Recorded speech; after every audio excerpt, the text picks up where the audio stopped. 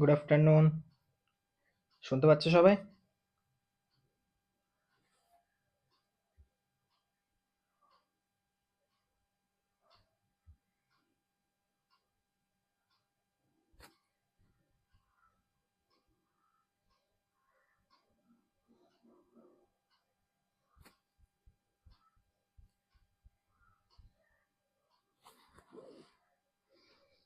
Good afternoon সবাইকে। Join হয়ে যাও তাড়াতাড়ি সব।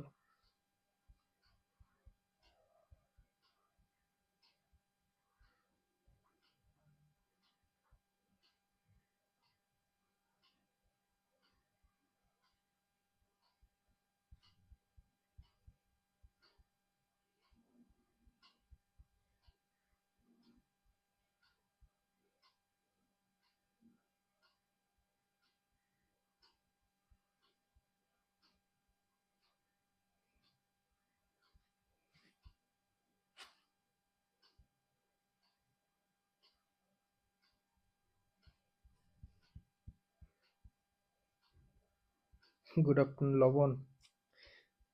ये भी सही है।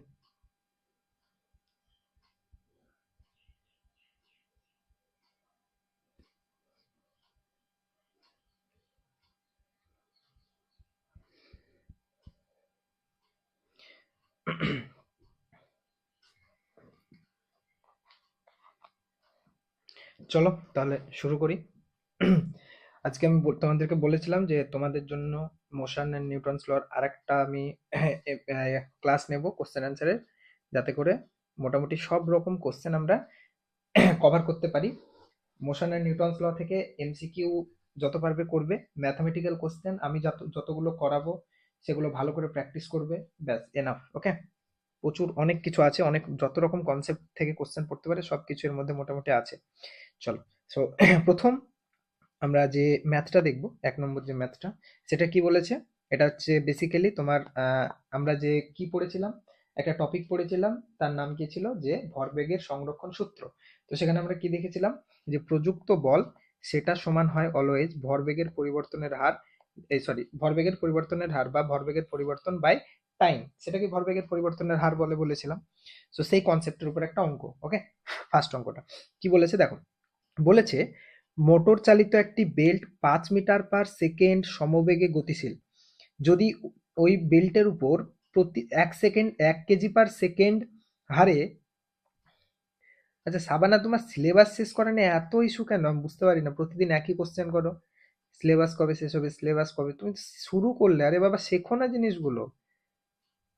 আমার এই টাইপের কোশ্চেন গুলো আমি খুব মানে ইরিটেটেড হয়ে যাই। বারবার যদি ক্লাসে কেউ জিজ্ঞেস করে কবে সিলেবাস শেষ হবে, কি করবে জেনে তুমি কবে সিলেবাস শেষ হবে? তোমার পরীক্ষার আগে শেষ হলেই তো হলো। তোমার পরীক্ষার আগে শেষ হবে, শেষ করে সময় পাবে পড়ার, অত প্রেশার নিচ্ছ কেন? আমি একটা জিনিস ভালো করে মন দিয়ে শেখানোর চেষ্টা করছি, তোমাদেরকে একটা সাবজেক্টের প্রতি ইন্টারেস্ট আনার চেষ্টা করছি। তোমরা সিলেবাস শেষ নিয়ে পড়ে আছো। আমি কাল শেষ করব, দেখবে। একটা ক্লাস লাগবে সিলেবাস কমপ্লিট করতে। দেখবে তুমি একটা ক্লাসে 9 শেষ করবে, একটা ক্লাসে 10 শেষ শেষ করবো। আমি আগের ক্লাসেও বললাম যে এই সিলেবাস শেষ এইসব কোশ্চেন আমাকে করবে না, এগুলো আমার খুব ইরিটেটিং লাগে। কারণ আমি, দেখো তুমি অবভিয়াসলি তুমি পরীক্ষার জন্য পড়ছো, আমিও জানি, সবাই জানে যে পরীক্ষার জন্য পড়ছো, বাট আমি পরীক্ষা ওরিয়েন্টেড শুধু পড়াই না, ঠিক আছে? যদি সিলেবাসের এত তাড়া থাকে তাহলে দেন অন্য ব্যাচ পারচেস করে নিও, কারণ আমার ব্যাচে অত তাড়াতাড়ি সিলেবাস শেষ হবে না। আমি এখানে শেখাতে চাই, আমি সিলেবাস শেষ করার ওই ইঁদুর দৌড়ের মধ্যে আমি নেই। আরো অনেক ব্যাচ লঞ্চ হবে যেগুলোতে 1 মাস 2 মাসে সিলেবাস কমপ্লিট করে দেবে, সেগুলো নিয়ে নেও। চলো, যাই হোক, কি বললাম?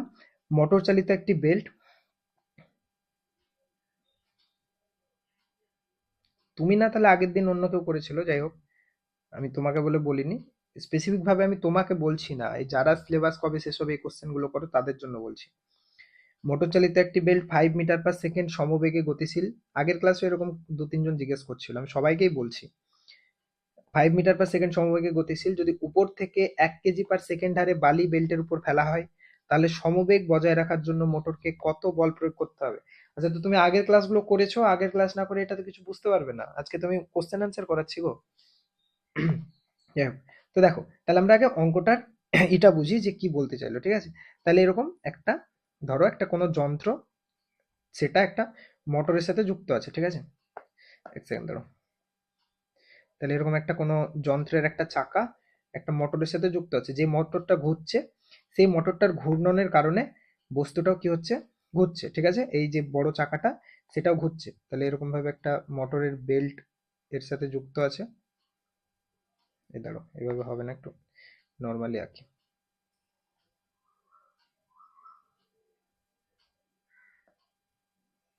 তাহলে এভাবে একটা বেল্ট দিয়ে যুক্ত আছে। তাহলে এটা মোটর আর এটা হচ্ছে নর্মাল কি, যে আমাদের এমনি কি বলবো, যে যন্ত্রটার সাথে যুক্ত আছে। দেখেছো এগুলো, যে অনেক যন্ত্র এরকম মোটরের সাথে বেল্ট দিয়ে যুক্ত থাকে, তখন মোটরটা ঘোরে, তখন ওই যন্ত্রটাও ঘোরে, ঠিক আছে? তো এরকম যুক্ত আছে। তো বলেছে যে এই পুরো সিস্টেমটা 5 মিটার পার সেকেন্ড বেগ নিয়ে ঘুরছে। কত? যা, এক সেকেন্ড দাঁড়াও। 5 মিটার পার সেকেন্ড বেগ নিয়ে ঘুরছে। খুব মন দিয়ে অঙ্কটা বুঝবে, ঠিক আছে? খুব ইন্টারেস্টিং, ভালো একটা অঙ্ক। তাহলে কত বেগ নিয়ে ঘুরছে? 5 মিটার পার সেকেন্ড বেগ নিয়ে ঘুরছে। এবার বলেছে তুমি যদি কিছু না করো, তাহলে মোটরটা একটা কনস্ট্যান্ট ফোর্স দেবে। মোটরটা এইভাবে একটা কনস্ট্যান্ট ফোর্স দিচ্ছে, তার ফলে এই জিনিসটা, পুরো সিস্টেমটা 5 মিটার পার সেকেন্ড বেগ নিয়েই ঘুরবে কন্টিনিউ, বাইরে থেকে যদি কোনো রকম কিছু না করো। এবার তুমি কি করেছো, এই ফিতেটার উপর, উপর থেকে, ফিতেটার উপর থেকে 1 কেজি পার সেকেন্ড হারে বালি ফেলছো। কি ফেলছো? বালি। কি হারে? 1 কেজি পার সেকেন্ড, মানে প্রতি সেকেন্ডে কতটুকু বালি ফেলছো? প্রতি সেকেন্ডে 1 কেজি করে বালি ফেলছো। ওকে, বোঝা গেল? প্রতি সেকেন্ডে 1 কেজি বালি ফেলছো। এখন আমরা ভরবেগের সংরক্ষণ সূত্র অনুসারে জানি যে কোনো সিস্টেমের যদি ভর কোনোভাবে বেড়ে যায়, তাহলে ওর বেগকে অবশ্যই কমে যেতে হবে, যাতে ভরবেগ কনস্ট্যান্ট থাকে। তুমি বাইরে থেকে বল প্রয়োগ করছো না, করছো কি? এমন তো না যে তুমি হাত দিয়ে মোটরের ফিতেটাকে থামিয়ে দিচ্ছ, থামাচ্ছ না, জাস্ট তুমি বালি ফেলছো। তাহলে তুমি যেহেতু বাইরে থেকে বল প্রয়োগ করছো না, দ্যাট ইজ হয় আমরা কি জানি, যে ভরবেগ সংরক্ষিত থাকবে। অর্থাৎ যদি কোনোভাবে ভরটা বেড়ে যায়, তাহলে বেগ কি হবে? চেঞ্জ হতে হবে। তুমি বলবে স্যার ভর কিভাবে বাড়ছে? এই তো, প্রতি সেকেন্ডে 1 কেজি বালি পড়ছে, তাহলে ফিতেটার উপর যখন বালি পড়বে, ধরো পুরো সিস্টেমটার ভর ছিল আগে এম, ঠিক আছে? তাহলে প্রতি সেকেন্ডে 1 কেজি করে এর ভর বাড়বে না? তাহলে প্রতি সেকেন্ডের ভর m+1 করে হবে প্রতি সেকেন্ডে। বালিটা পড়লো, বালিটা নিচে পড়ে গেল, আবার ভর, আবার কত হলো, আবার 1 সেকেন্ডে বালি পড়ে গেল, তাহলে আবার ভর m+1। তাহলে প্রতি সেকেন্ডে ভরটা কি হচ্ছে? 1 কেজি করে বাড়ছে, তাই তো? তাহলে ভর যদি বাড়ে, স্বাভাবিকভাবে বেগ কি হবে? স্বাভাবিকভাবে বেগ কমে যাবে। এখন বলেছে যে বেগ কমে যাবে, এটা আমরা জানি ভরবেগের সংরক্ষণ সূত্র। তোমাকে কোশ্চেনে জিজ্ঞেস করেছে, যদি সমবেগ বজায় রাখতে চাও, মানে আগে যা বেগ ছিল সেটাকেই যদি তুমি কনস্ট্যান্ট রাখতে চাও, এই 1 কেজি বালি ফেলেও, মানে প্রতি সেকেন্ডে 1 কেজি করে বালি ফেলছো, তা সত্ত্বেও তুমি বেগটাকে 5 মিটার পার সেকেন্ডই রাখতে চাইছো, তাহলে মোটরকে আরো কত বল প্রয়োগ করতে হবে? কেন? তোমাকে যে এক্সাম্পলটা দিয়েছিলাম তোমাদেরকে, যে তোমার বন্ধু যখন তোমার সাইকেলের যে ক্যারিয়ারে এসে জাম্প করে বসলো, সেই ছোট হাতিটা, তখন কি হলো? সাইকেলটা স্লো হয়ে গেল। সেই সাইকেলটাকে যদি গতিশীল করতে চাও, তোমাকে কি করতে হবে? প্যাডেল করতে হবে জোরে, তার মানে বাইরে থেকে এক্সট্রা বল প্রয়োগ করতে হচ্ছে। তো সেম ভাবে ভর যেহেতু বেড়ে যাচ্ছে, পুরো সিস্টেমের বেগ কমে যাবে। এখন ওই বেগটা, যে বেগটা কমলো, সেটাকে আবার 5 মিটার পার সেকেন্ড আনতে গেলে মোটরকে কি করতে হবে? আগে যা বল প্রয়োগ করছিল তার থেকে বেশি বল প্রয়োগ করতে হবে। এই কত বল প্রয়োগ করতে হবে, এটাই কোশ্চেনে জিজ্ঞেস করেছে। ক্লিয়ার হয়েছে সবার? কোশ্চেনের আগে কনসেপ্টটা বুঝতে পেরেছো, আসলে কি কোশ্চেনটা কিভাবে সলভ করবো সেগুলো পরের ব্যাপার। কনসেপ্ট বুঝেছো, এর পিছনের ফিজিক্সটা বুঝতে পেরেছো কি হচ্ছে। এবার অঙ্ক তো খুব সহজ, বলেছে কত বল প্রয়োগ করতে হবে। তো আমরা আগেই পড়েছি যে স্যার প্রযুক্ত বল, মানে আমরা আগের ক্লাসেই পড়েছি স্যার, প্রযুক্ত বল মানে আমি কোনো বস্তুর উপর কতটা বল প্রয়োগ করছি, সেটা অলওয়েজ হয় স্যার ভরবেগের পরিবর্তন বাই সময়ের সাথে ইকুয়াল, বা ভরবেগের পরিবর্তনের হারের সাথে ইকুয়াল। ভরবেগের পরিবর্তন বাই সময়, এটার সাথে ইকুয়াল হয়। এতটুকুনি কারো ডাউট আছে? কারো ডাউট আছে এতটুকুনি? নেই? আচ্ছা, আমি ধরে নিলাম যে আগে আগে বস্তুর, মানে পুরো সিস্টেমটার ভর ছিল স্মল এম। এবার প্রতি সেকেন্ডে 1 কেজি বালি ফেলার ফলে, প্রতি সেকেন্ডে 1 কেজি বালি ফেলার ফলে এখন ভর হয়ে গেল ক্যাপিটাল এম। তাহলে পরে ভরবেগ কত হলো? পরে ভরবেগ হলো M V minus M U divided by T. আচ্ছা সরি ইউ না, এটা এটা ভি থাকবে কেন? কারণ দেখো, তুমি ভরবেগ, তুমি এই বলটা কেন প্রয়োগ করছো? কারণ যাতে এই বেগটা যেটা ভি ছিল সেটা ভি থাকে, তুমি বেগটাকে চেঞ্জ করতে চাইছো না, এই কারণেই তো তুমি বলটা প্রয়োগ করছো। তাহলে বেগটা তো কনস্ট্যান্ট, মানে 5 মিটার/সেকেন্ডে আছে, তার জন্যই তো এক্সট্রা বলটা প্রয়োগ করছো বাইরে থেকে, তাই না? তার জন্য এই ভিটার মান চেঞ্জ হবে না, ভি প্রাথমিক বেগও যা থাকবে অন্তিম বেগও তাই। কেন? কারণ তাই তো আমরা চাইছি, ওটাই তো বের করতে চাইছি। ওকে, আচ্ছা, তাই যদি হয় তাহলে এখান থেকে আমি যদি এমটাকে, ভিটাকে কমন নিয়ে নিই, তাহলে কি পড়ে থাকলো দেখো তো, M minus M, M minus small M divided by T into V, M minus small M divided by T into V, V কে কমন নিলাম, নিতে পারি, যেহেতু দুটোতে ভি আছে আমি কমন নিয়ে নিলাম। ওকে, আচ্ছা এবার আমাকে বলো এই যে M minus M divided by T এটা কি বোঝাচ্ছে? এম মাইনাস এম, আচ্ছা এম মাইনাস এমটা কি বলো? এম হচ্ছে এখনকার ভর, মানে বালি প্রতি সেকেন্ডে ফেলার ফলে ভর, আর স্মল এম হচ্ছে আগের ভর। তাহলে এই এম মাইনাস এমটা কি আসলে? এম মাইনাস এমটা প্রতি second, sorry M minus M না, পুরোটা বলো। এম মাইনাস এম হচ্ছে ভরের পরিবর্তন, তাকে টাইম দিয়ে ভাগ করছো, তার মানে কি এই পুরো যে জিনিসটা, এই M minus M divided by T, এটা পুরো কি বোঝাচ্ছে? প্রতি সেকেন্ডে ভরবেগের পরিবর্তন না, এই ভরের পরিবর্তন না? ভালো করে দেখো তো, প্রতি সেকেন্ডে ভরের পরিবর্তন না? এম মাইনাস এম হচ্ছে মোট ভরের পরিবর্তন, তাকে মোট টাইম দিয়ে ভাগ করে দিচ্ছ, মানে কত ভরটা, মোট ভরটা কত সেকেন্ডে সময় পরিবর্তন হয়েছে, তার মানে প্রতি সেকেন্ডে পেয়ে যাচ্ছ। তার মানে এটা হচ্ছে প্রতি সেকেন্ডে ভরের পরিবর্তন। বোঝা গেল? সেটার মান আমাদের, আমরা কোশ্চেন থেকে জানি না। কোশ্চেন আমাকে কি বলেছে? প্রতি সেকেন্ডে বস্তুর ভর কত করে বাড়ছে? 1 কেজি, 1 কেজি/সেকেন্ড, মানে কি প্রতি সেকেন্ডে ভর বাড়ছে 1 কেজি করে। তাহলে এই যে M minus M divided by T, এটা পুরোটার মানে হচ্ছে প্রতি সেকেন্ডে ভরের পরিবর্তন, প্রতি সেকেন্ডে ভরের পরিবর্তন। তো সেটার মান তো আমরা জানি, সেটার মান তো আমরা জানি, স্যার আমাকে কোশ্চেনে বলে দিয়েছে ওটার মান হচ্ছে 1। আর কত বেগ আমরা রাখতে চাইছি? 5ই রাখতে চাইছি, তাহলে তাকে 5 দিয়ে গুণ করে দাও। তাহলে 5 × 1 মানে হচ্ছে 5 নিউটন। তাহলে আমাদেরকে কত বল প্রয়োগ করতে হবে? 5 নিউটন। তাহলে প্রতি সেকেন্ডে 1 কেজি করে বালি ফেলা সত্ত্বেও আমরা যদি পুরো সিস্টেমের বেগটাকে 5 মিটার/সেকেন্ডে রাখতে চাই, তাহলে মোটরকে কি করতে হবে? 5 নিউটন বল প্রয়োগ করতে হবে। তবেই কি হবে? প্রতি সেকেন্ডে 1 কেজি করে বালি পড়া সত্ত্বেও বস্তুর বা পুরো সিস্টেমের ভরটা 5 মিটার/সেকেন্ডেই থাকবে। তুমি এখন বলবে যে স্যার ভর পরিবর্তন হলে তো বেগ চেঞ্জ হওয়ার কথা ছিল। আরে বেগ তো চেঞ্জ হচ্ছে। কখন ওটা ভর পরিবর্তন হলে বেগ চেঞ্জ হবে? যদি বাইরে থেকে বল প্রয়োগ না করো। তুমি ওটার জন্যই তো বাইরে থেকে বল প্রয়োগ করছো, যে ভরটা চেঞ্জ হয়ে গেছে, কিন্তু আমি সেটাকে আবার কনস্ট্যান্ট, মানে সেটাকে আমি আমার আগের যা ভর ছিল সেটাই রাখতে চাইছি। বোঝা গেল? তার জন্য এই জায়গাটা কারো বুঝতে পারেনি এমন আছে কেউ? দেখো, এম হচ্ছে পরের ভর, স্মল এম হচ্ছে আগের ভর, এগুলো কিছু দেওয়া নেই, আমি নিয়ে নিয়েছি। কেন? আমার ভর ভ্যালুটা দেওয়া আছে 1 কেজি/সেকেন্ড। তাহলে আমাকে এমন ভাবে তৈরি করতে হবে, যাতে এমন রাশি নিয়ে আসতে হবে যাতে করে 1 কেজি/সেকেন্ডটাকে আমরা ইউজ করতে পারি। তাই আমি কি করলাম? মোট ভরকে টাইম দিয়ে ভাগ করে দিলে আমি কি পেয়ে গেলাম? যে প্রতি সেকেন্ডে ভরের পরিবর্তন। মোট ভরের পরিবর্তন উপরেরটা, তাকে টাইম দিয়ে ভাগ করছে, তাহলে পুরো জিনিসটা কি? প্রতি সেকেন্ডে ভরের পরিবর্তনকে বোঝাচ্ছে। তাহলে সেটাকে আমি বেগ দিয়ে গুণ করে দিলাম 5, তাহলে অ্যান্সার পেয়ে গেলাম 5 নিউটন। কারো বুঝতে প্রবলেম আছে না সবার ক্লিয়ার হয়েছে? কারো বুঝতে সমস্যা আছে না সবার ক্লিয়ার হয়েছে বলো?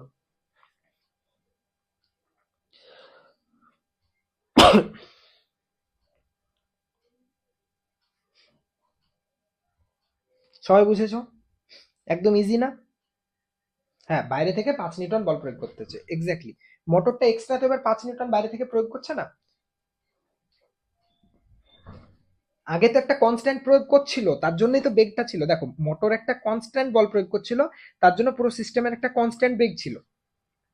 বেগ সমবেগ মানে কি? তার মানে কনস্ট্যান্ট একটা বল প্রয়োগ করছিল। ঠিক আছে? এবার যেই তুমি কি করলে? বালি ফেললে, সাথে সাথে তোর বেগটা কমে গেল। তাহলে বেগ কমে গিয়ে আবার সেটাকে তুমি যদি রাখতে চাও, তাহলে মোটরকে এক্সট্রা বাইরে থেকে কি করতে হচ্ছে? 5 নিউটন বল প্রয়োগ করতে হচ্ছে। ওকে, ক্লিয়ার? আরেকবার নিজেরা দেখে নেবে, একদম ক্লিয়ার হয়ে যাবে। আচ্ছা, তারপরের অঙ্কটা আরো সুন্দর অঙ্ক, খুব ভালো অঙ্ক, প্রত্যেকটা অঙ্ক খুব সুন্দর, তোমাদের কনসেপ্ট গুলোকে আরো ভালো করে ক্লিয়ার করবে। ঠিক আছে? অঙ্কগুলো এমন ভাবে আমি চুজ করেছি, নিয়েছি, এমন ভাবে তৈরি করেছি যাতে করে তোমাদের কনসেপ্ট গুলো খুব ভালোভাবে ক্লিয়ার হয়, যা যা পড়েছো।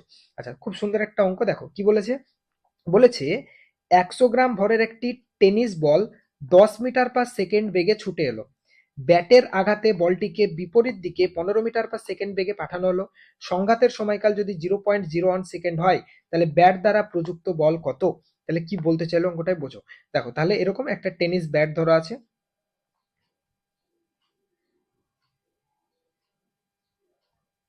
এরকম একটা টেনিস ব্যাট আছে, ওকে, টেনিস ব্যাট আছে। এবার কি হচ্ছিল, এই টেনিস ব্যাটের দিকে একটা বল, মানে টেনিস বল যেটা, সেটা একটা বেগ নিয়ে, কত বেগ নিয়ে তোমাকে কোশ্চেনে সেটা বলে দিয়েছে যে 10 মিটার/সেকেন্ড বেগ নিয়ে টেনিস ব্যাটের দিকে ছুটে আসছিল, ওকে, ছুটে আসছিল। এবার তুমি কি করলে, টেনিস দিয়ে একটা বল প্রয়োগ করে হিট করলে, তারপরে কি হলো, আমরা জানি বস্তুর বল প্রয়োগে বস্তুর বেগের পরিবর্তন হয়, তখন এর ডিরেকশন চেঞ্জ হয়ে গেল, ডিরেকশন চেঞ্জ হয়ে বলটা এখন এই দিকে যেতে শুরু করলো, কত বেগ নিয়ে, এই দিকে যেতে শুরু করলো 15 মিটার/সেকেন্ড বেগ নিয়ে, কত বেগ নিয়ে, 15 মিটার/সেকেন্ড বেগ নিয়ে এই ডিরেকশনে যেতে শুরু করলো, ওকে। এবার বলেছে যে সংঘাতের সময়কাল, মানে বলটা এই ব্যাটের সাথে কতক্ষণ টাচ করেছিল, 0.01 সেকেন্ড।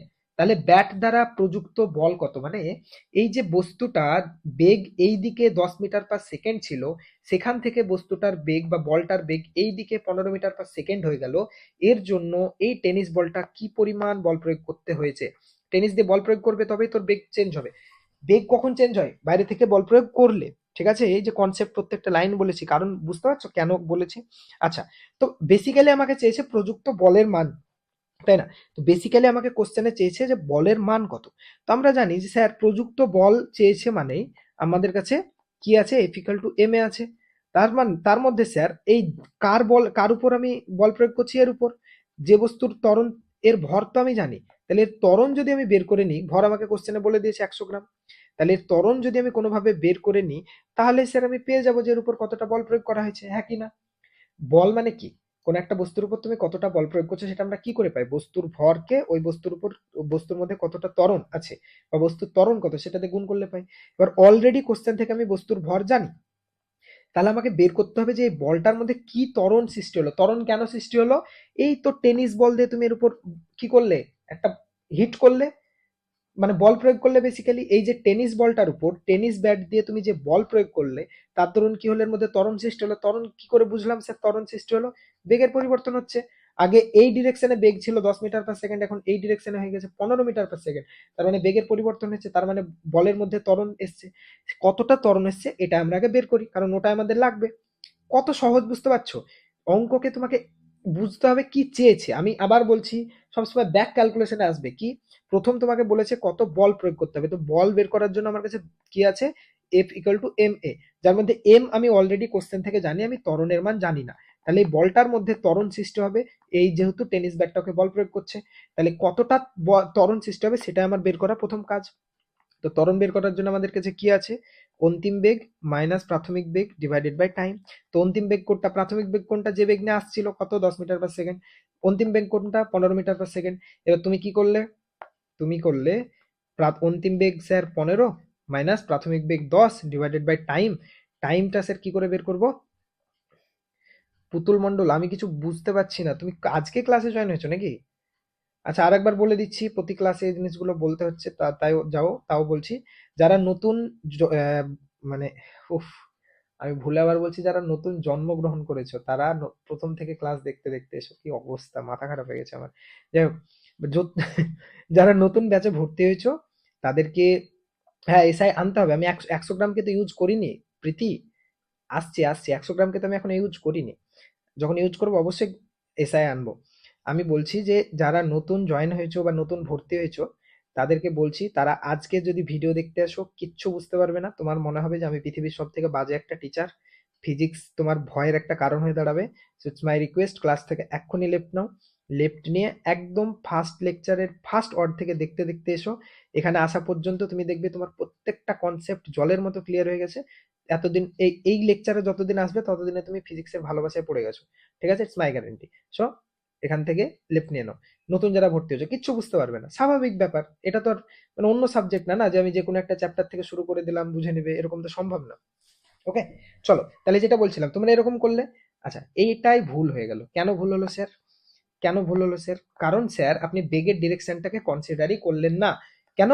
কারণ বেগ, বস্তুর বেগ যখন এদিকে আর এদিকে ডিরেকশন আলাদা, তার মানে স্যার আমরা যদি এই বেগটাকে মাইনাস ধরে নিই, তাহলে এই বেগটাকে আমরা প্লাস ধরতে হবে, একমত সবাই? এই বেগটাকে যদি আমি মাইনাস ধরি তাহলে অবভিয়াসলি আমাকে এই বেগটা প্লাস নিতে হবে। তো এই বেগটা যদি আমি প্লাস না নিই, দুটো ডিরেকশন আলাদা, তো বেগের তো ডিরেকশন আছে, শিখিয়েছিলাম, আগের ক্লাসেও বলেছি। তার মানে স্যার অন্তিম বেগটা হবে এখানে 15, ফর্মুলার মাইনাস অন্তিম বেগটা হবে 15 মাইনাস ফর্মুলার, এবার প্রাথমিক বেগের মান হবে -10। কেন? কারণ উল্টো ডিরেকশনে।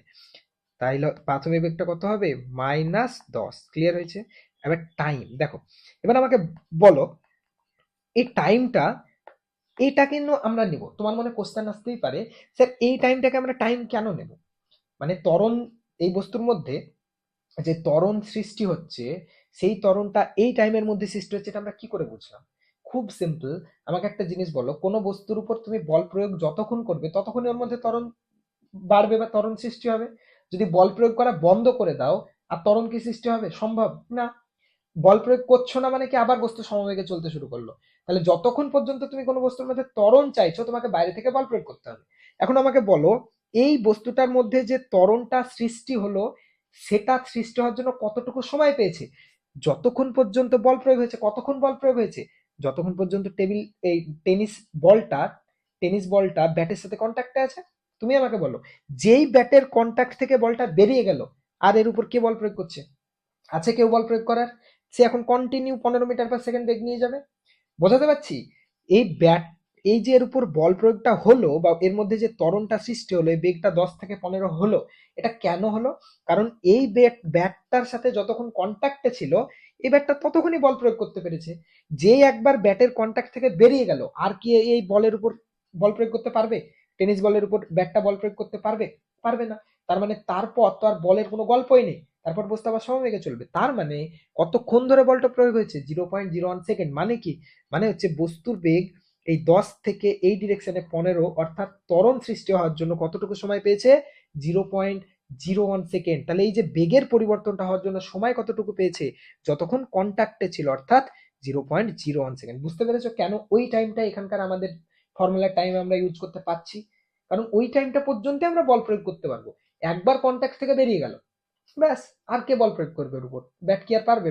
এমন তো না যে তুমি ব্যাটটাকে এইভাবে বলের সাথে টাচ করিয়ে নিয়ে দৌড়তে দৌড়তে দৌড়তে অপোনেন্টের দিকে চলে যাচ্ছ, এরকম তো না। একবার জাস্ট মারলে, হিট করলে বলটা চলে গেল। ক্লিয়ার হয়েছে? আশা করি বুঝতে পেরেছো। আচ্ছা, তাহলে এটা ক্যালকুলেট করে এখানকার মেন ইম্পর্টেন্ট পয়েন্ট হচ্ছে বেগের ডিরেকশনটাকে কনসিডার করা। এটা যদি না করো তাহলে কিন্তু অ্যান্সার ভুল হয়ে যাবে। তাহলে 15 মাইনাসে মাইনাসে প্লাস, অর্থাৎ 25 ডিভাইডেড বাই 0.01 সেকেন্ড। আচ্ছা, এবার 0.01 কে আমরা কি লিখতে পারি? 0.01 কে 1/100 লিখতে পারি না? দেখো, আমি শিখিয়েছিলাম দশমিকের ভাগ কি আছে, লাস্ট ঘর থেকে 2 ঘর আগে দশমিক আছে। তার মানে এটাকে যদি তুলতে চাই তাহলে কি করতে হবে? আমাকে দুটো জিরো দিয়ে ভাগ করতে হবে, অর্থাৎ 100 দিয়ে ভাগ করতে হবে, একের পর দুটো জিরো দিয়ে। তাহলে 1/100, তাহলে 25/1/100 এরকম আসছে, 25/1/100। এই 100 উপরে গেলে কি হবে গো? 100 উপরে গেলে গুণ হয়ে যাবে না? 1/100 আছে, তাহলে 100টা উপরে গেলে গুণ, তার মানে 25 × 100 মানে 10 স্কোয়ার। এতটুকু বুঝতে কারো প্রবলেম আছে? এত ত্বরণ তৈরি হয়েছে, কত? 25 × 10 স্কোয়ার মিটার/সেকেন্ড স্কোয়ার। এত পরিমাণ বলের মধ্যে ত্বরণ, কত ভাবতে পারছো? ক্লিয়ার হয়েছে? এতটুকু নিয়ে কারো বুঝতে সমস্যা আছে? 25 × 10 স্কোয়ার। এখন আমি 10 স্কোয়ার না লিখে 100 লিখতে পারতাম, কেন 10 স্কোয়ার লিখলাম? ক্যালকুলেশনের সুবিধা হবে, এক্ষুনি দেখতে পাবো। ওকে, আচ্ছা, তাহলে আমরা স্যার বস্তুর ভর জানি, বস্তুর ত্বরণ পেয়ে গেলাম, বলটার ভর জানি, আর বলটার মধ্যে ত্বরণ কতটা হয়েছে সেটা পেয়ে গেলাম। আমাকে আর বল তৈরি করতে কি আটকাবে, মানে কি পরিমাণ বল প্রয়োগ হয়েছে সেটা বের করতে কি আটকাবে? আচ্ছা, তাহলে আমরা কি পাবো স্যার? আমরা জানি যে প্রযুক্ত বল মানে হচ্ছে বস্তুর ভর ইন্টু ত্বরণ। বাট প্রবলেম ইজ, ভরটা দেওয়া আছে সিজিএস ইউনিটে। তো সিজিএস ইউনিটে তো স্যার আমরা ইউজ করতে পারি না, যেহেতু বাকিগুলো সব এসআই আছে। তাই আমাকে ভরটাকে আগে এসআই কনভার্ট করতে হবে। তো কিভাবে করব? ভরটা দেওয়া আছে 100 গ্রাম। তো গ্রাম থেকে স্যার কেজিতে আসতে গেলে কি করতে হয়? 10⁻³ দিয়ে গুণ। 10⁻³ যদি কেজি থেকে গ্রামে যেতে যাও 10⁻+3, আর গ্রাম থেকে কেজিতে আসতে গেলে 10⁻³ এখন বুঝতে পারছো যে কি পরিমাণ এই যে ইউনিট চেঞ্জের যে তোমাদের ক্লাসটা নিয়েছিলাম, সেটা কতটা কাজে লাগছে বুঝতে পারছো? যদি ওই ক্লাসটা তোমাদেরকে ভালো মতো না নিতাম, না বোঝাতাম, তোমরা ফিজিক্সের অঙ্কই করতে পারতে না। ঠিক আছে? ওর জন্য আমি ওই ক্যালকুলেশনের ক্লাসটা রাখি, যাতে তোমাদের অসুবিধা না হয়। ওকে, আচ্ছা, 100কে 10 স্কোয়ার লিখতে পারি, অবশ্যই পারেন স্যার, ইন্টু 10⁻³ তো এত কেজি। তাহলে স্যার এটাকে যদি কনভার্ট করি কত দাঁড়াচ্ছে একটু বলে দিন। তাহলে 10 স্কোয়ার থেকে 10⁻³ +2 -3 যোগ করলে কত থাকবে? -1 থাকবে, অর্থাৎ 10⁻1 কেজি পড়ে থাকবে, তাই তো? তার মানে স্যার 100 গ্রাম মানে হচ্ছে 10⁻1 কেজি। এতটুকু নিয়ে কারো আপত্তি নেই? এতটুকু নিয়ে কারো আপত্তি নেই? বা এত না কেটে তুমি এরকমও করতে পারো, স্যার 1000 দিয়ে ভাগ করে দিন, তাহলে আরো সহজ হবে। তাহলে 0 0 0 0 কেটে গেল, তার মানে 1/10 মানে স্যার 10⁻⁻1। ঠিক আছে, এইভাবে করতে পারো, আমি এইভাবে করাচ্ছি, সুবিধা হবে তোমাদের। ঠিক আছে, দেখো তাহলে সহজে হবে। তাহলে 100/1000, 10⁻³ দিয়ে গুণ করা যায়, 1000 দিয়ে ভাগ করা হতো। তাহলে স্যার এখানকার দুটো জিরো কাইটে গেল, এখানকার দুটো জিরো কাইটে গেল, তাহলে পড়ে থাকলো 1/10, মানে হচ্ছে স্যার 10⁻⁻1 কেজি। কার আপত্তি আছে এতটুকু বুঝতে? আচ্ছা আমি নিচে লিখে দাঁড়ো, নাহলে তোমরা আবার ভাববে, কত কত কিছু ভাবতে হয় জানো, যাতে তোমাদের পরে অসুবিধা না হয়। 10⁻⁻1 কেজি। ওকে, আচ্ছা এবার দেখো এম এর ভ্যালু তুমি জানো কত, 10⁻⁻1। এর ভ্যালু কত জানো স্যার, 25 ইন্টু 10 স্কোয়ার। ব্যাস, এ দেখো এর জন্য 10 স্কোয়ার করে নিয়েছিলাম, তাহলে 25 সামনে থেকে গেল, এ দেখো -1 প্লাস 2 যোগ করলে কত থাকবে, +1, তার মানে 10⁻1 শুধু পড়ে থাকলো। তাহলে 25 ইন্টু 10⁻1 মানে কত, 10⁻1 মানে 10ই, তাহলে 250 নিউটন। তাহলে আমাকে কত ব্যাট দ্বারা কত বল প্রয়োগ করা হয়েছে ওই সময়টুকুর মধ্যে, ওই 0.01 সেকেন্ডে 250 নিউটন বল প্রয়োগ করা হয়েছে, তার জন্য তো এত পরিমাণ ত্বরণ সৃষ্টি হয়েছে। কি বলেছিলাম, যত বেশি বল প্রয়োগ করবে তত ত্বরণ বেশি সৃষ্টি হবে। দারুণ অঙ্ক না এটা? ভালো লাগলো অঙ্কটা? বলো তাড়াতাড়ি। বোঝা গেল সব? ভালো লাগলো? ঠিকঠাক মনে হচ্ছে যে স্যার হ্যাঁ স্যার পারবো? প্র্যাকটিস দেখো, তোমাদের মনে হবে স্যার আপনি করালে না, আমার এক্সপিরিয়েন্স থেকে বলছি, প্রত্যেকটা স্টুডেন্টের একই গল্প থাকে, স্যার আপনি করালে সব পারি, নিজে করতে গেলে স্যার হয় না। নিজে করতে গেলে হয় না, কারণ আমি যেগুলো করাই সেগুলো তুমি বারবার প্র্যাকটিস করো না। তোমার মনে হয় আমি পারবো, যতক্ষণ পর্যন্ত নিজে নিজে প্রত্যেকটা স্টেপ না করতে পারছো, জানবে তোমার অঙ্ক এখন 100%, এখনো প্র্যাকটিস কমপ্লিট হয়নি। তুমি যখনই অঙ্কটা খুলে বসবে সাথে সাথে যেন ইনস্ট্যান্টলি করতে পারো। যেদিন ওই রকম প্র্যাকটিস হয়ে যাবে, দেখবে তুমি নিজে নিজে অন্য অঙ্ক করতে পারছো। কারণ তুমি যখন অঙ্কটা 10 বার প্র্যাকটিস করবে, তুমি নিজেই বুঝতে পারবে আচ্ছা এইভাবে কাজ হচ্ছে, বুঝলাম বুঝলাম, এইভাবে নিজেকে একটু খাটাতে হবে। ঠিক আছে, একবারে কোনোদিন কোনো কনসেপ্ট 100% মাথায় ঢোকে না, আমি বোঝাবো তখন মনে হবে সব বুঝেছো, কিন্তু পরে গিয়ে মনে হবে অনেক কিছু ভুলে গেছো। দ্যাট ইজ আমি বারবার বলি যে যে অঙ্কগুলো নতুন কিছু ট্রাই করার আগে, তোমাদের অভ্যাস খারাপ কি জানো, তোমরা সবসময় নতুন কিছু ট্রাই করতে যাও, মানে আরে স্যার তো এগুলো করালো, দেখি দেখি বইয়ে নতুন কি আছে, আরে ওগুলো করবে, ওগুলোর জন্য টাইম আছে। আগে আমি যেগুলো করাচ্ছি সেগুলো এতবার করো যাতে একদম ঠুটস্থ থাকে, তারপর দেখি নতুন কিছু পারো কি পারো না। ভালো লাগলো না এই ম্যাথটা?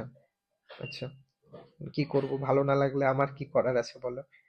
ম্যাথটা খুব ভালো, এখন তোমার ভালো লাগেনি, যাই হোক, বুঝেছো তো? ভালো না লাগুক, বুঝেছো তাই বলো। খুব সহজ অঙ্ক, ভালো না লাগার কারণ আমি জানি না। এটা বাচ্চাদের একটা ফর্মুলা, যে প্রযুক্ত বল সমান হচ্ছে বস্তুর ভর ইন্টু ত্বরণ, এই ফর্মুলাটা অ্যাপ্লাই করতে হবে। কিছুই না, ত্বরণের মানটা একটু আমাদেরকে স্মার্টলি বের করতে হবে। স্মার্টলি মানে অন্যভাবে, আমরা জেনারেলি ত্বরণ মানে মাইনাস প্লাস এসব দেখি না, জাস্ট প্রাথমিক বেগ মাইনাস অন্তিম বেগ করে দিই। এখানেও তাই করেছি, নতুন কিচ্ছু না, অঙ্কটার মধ্যে নতুন কিচ্ছু নেই। জাস্ট কনসেপ্টটা বোঝার ব্যাপার, যে আচ্ছা বেগটা যখন এই ডিরেকশন আর এই ডিরেকশন, ডিরেকশন চেঞ্জ হয়ে যাচ্ছে, তার মানে আমাকে কি করতে হবে, ডিরেকশন গুলোকে কোশ্চেনে কনসিডার করতে হবে, এটাই বোঝা, আর অঙ্কের মধ্যে কিছু নেই, নতুন কিচ্ছু নেই। ওকে চলো, তাহলে 2 নম্বর কোশ্চেন হলো। ওকে চলো, 3 নম্বর কোশ্চেন করার আগে আমি কয়েকটা ছোট ছোট কোশ্চেন, সহজ সহজ কোশ্চেন করে, 3 নম্বরটা সহজ কোশ্চেন, আগে আমি কয়েকটা সহজ সহজ কোশ্চেন করে যাতে তোমাদের একটু আইডিয়া তৈরি হোক। ওকে চলো, 4 নম্বর কোশ্চেন দেখো। 4 নম্বর কোশ্চেন বলেছে যে একটি আয়তাকার মাঠের দৈর্ঘ্য 150 মিটার, প্রস্থ 50 মিটার। যে আগের কনসেপ্ট গুলো ভালো করে পড়েছে তার কাছে খুবই ভালো লাগবে অঙ্কটা, কারণ খুব ইজি অঙ্ক, তাই না? আগের অঙ্ক যেটা করালাম এটা তো বিশালই ইজি অঙ্ক, জাস্ট কনসেপ্টটা বোঝা, আর কিছু নেই। বাকি তো সহজ ফর্মুলা, কোনো কঠিন ফর্মুলাও ইউজ হয়নি, F equal to M A use হয়েছে জাস্ট। তাহলে একটি আয়তাকার মাঠের দৈর্ঘ্য 150 মিটার, প্রস্থ 50 মিটার। একটি ছেলে মাঠের এ বিন্দু থেকে চার ধারে 300 মিটার পথ হাঁটলে তার সরণ কত হবে? কোশ্চেন বুঝতে পেরেছো? কোশ্চেনটা বোঝা একটু আগে দেখো। তাহলে এরকম একটা আয়তাকার মাঠ আছে, ঠিক আছে, এরকম একটা আয়তাকার মাঠ আছে। মাঠের ধরো এই একটা প্রান্ত, আমি নাম দিলাম যে এই প্রান্তটা এ প্রান্ত, এখান থেকে একটা বালক হাঁটতে শুরু করেছে, ঠিক আছে, এ প্রান্ত থেকে হাঁটতে শুরু করেছে, দিয়ে হাঁটতে হাঁটতে সে কি করলো, দৈর্ঘ্য, মাঠটার দৈর্ঘ্য কতটা, দৈর্ঘ্য হচ্ছে 150 মিটার, তোমাকে এটা কোশ্চেনে বলে দিয়েছে, এগুলো যেগুলো ডেটাগুলো দেওয়া আছে আগে লিখে নাও। দৈর্ঘ্য হচ্ছে 150 মিটার আর প্রস্থ হচ্ছে 50 মিটার। কি বললো, বললো যে আয়তাকার মাঠের দৈর্ঘ্য 150 মিটার, প্রস্থ 50 মিটার। একটি ছেলে মাঠের এ বিন্দু থেকে চার ধার ধরে 300 মিটার পথ হাঁটলো। তাহলে এমন একটা মাঠ যার দৈর্ঘ্য হচ্ছে 150 মিটার, প্রস্থ 50 মিটার, এইরকম মাঠে সে 300 মিটার হাঁটছে চার ধার ধরে, তার মানে কি করছে সে, প্রথমে এই পাথ ধরে 150 মিটার এসছে, যদি এখান থেকে যাত্রা শুরু করে, প্রথমে এই পাথ ধরে 150 মিটার এসছে, তারপর এই পাথ ধরে 50 মিটার এলো, তাহলে কতটুকু হলো আসা ওর, 200। তারপর এই পাথটা কত, যদি উপরেরটা 150 হয় নিচেরটাও 150, কিন্তু 150 আসলে তো ওর আসা কত হয়ে গেল, 300 350 মিটার হয়ে গেল। যদি এখান পর্যন্ত আসতো তাহলে 350 মিটার আসা হয়ে গেল, কিন্তু কোশ্চেনে তো বলেছে 300 মিটার গিয়েছে। তার মানে ও এই পুরো পাথটা আসেনি, সাপোজ ধরো এতটা এসছে, মানে এই পাথের 100 মিটার এসছে, এই 150 মিটারের মধ্যে 100 মিটার এসে থেমে গেছে, সরি, এই 150 মিটারের মধ্যে সে কতটা এসছে, 100 মিটার, পুরোটা যায়নি। দেখো পুরোটা গেলে কি হতো, 150 প্লাস 50, 200 প্লাস কি 150, 350 হয়ে যেত। কিন্তু তোমাকে কোশ্চেনে বলেছে 300 মিটার গিয়েছে। তার মানে বেসিক্যালি সে কি বলেছে, যে এখান থেকে এখানে গিয়েছে 150, তারপর 50, তারপর হচ্ছে 100, তাহলে সে এখানে এসে থেমে গেছে। তাহলে এটা তার স্টার্টিং পয়েন্ট, এটা তার এন্ডিং পয়েন্ট, এটা তার স্টার্টিং পয়েন্ট, এটা তার এন্ডিং পয়েন্ট, বোঝা গেল? তাহলে আমাদের সরণ মানে আমরা কি জানি স্যার, সরণ মানে আমরা জানি স্যার স্টার্টিং আর এন্ডিং পয়েন্টের মধ্যে সরলরৈখিক দূরত্ব। তার মানে বেসিক্যালি এই লাইনটার যা দৈর্ঘ্য হবে সেটা হচ্ছে বস্তুর সরণ, একমত সবাই? এই এপি লাইনটার যা দৈর্ঘ্য হবে সেটা হচ্ছে বস্তুর সরণ, এপি লাইনটার যা দৈর্ঘ্য হবে সেটা হচ্ছে বস্তুর সরণ। কারো আপত্তি আছে এতটুকু নিয়ে?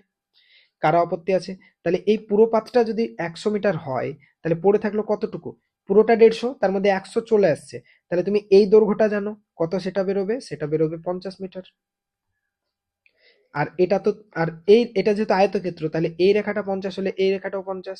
তাহলে তুমি একটা ত্রিভুজের, একটা ত্রিভুজের কি কি জানো, ভূমি জানো, অতিভুজ জানো, একটা ত্রিভুজের ভূমি জানো, অতিভুজ জানো, তুমি সরি ভূমি জানো আর লম্ব জানো। দেখো লম্ব 50, ভূমি 50, তুমি অতিভুজ বের করতে পারবে না, অতিভুজের যা দৈর্ঘ্য হবে সেটাই তো সরণ। এটা হোমওয়ার্ক থাকলো, সব করে দিলাম, জাস্ট ক্যালকুলেশনটা তোমাদের কাজ। ঠিক আছে, ক্যালকুলেট করে আমাকে নেক্সট ক্লাসে বলবে যে কত অ্যান্সার এসছে। বোঝা গেল? সব বলে দিয়েছি, প্রত্যেকটা কনসেপ্ট ক্লিয়ার হয়েছে, অঙ্কটা বুঝেছো যে কি কি কোশ্চেনটা কি চেয়েছে? তাহলে এই টাইপের অঙ্ক তোমাকে যে কোনো দূরত্ব বলে দেখ তুমি পারবে।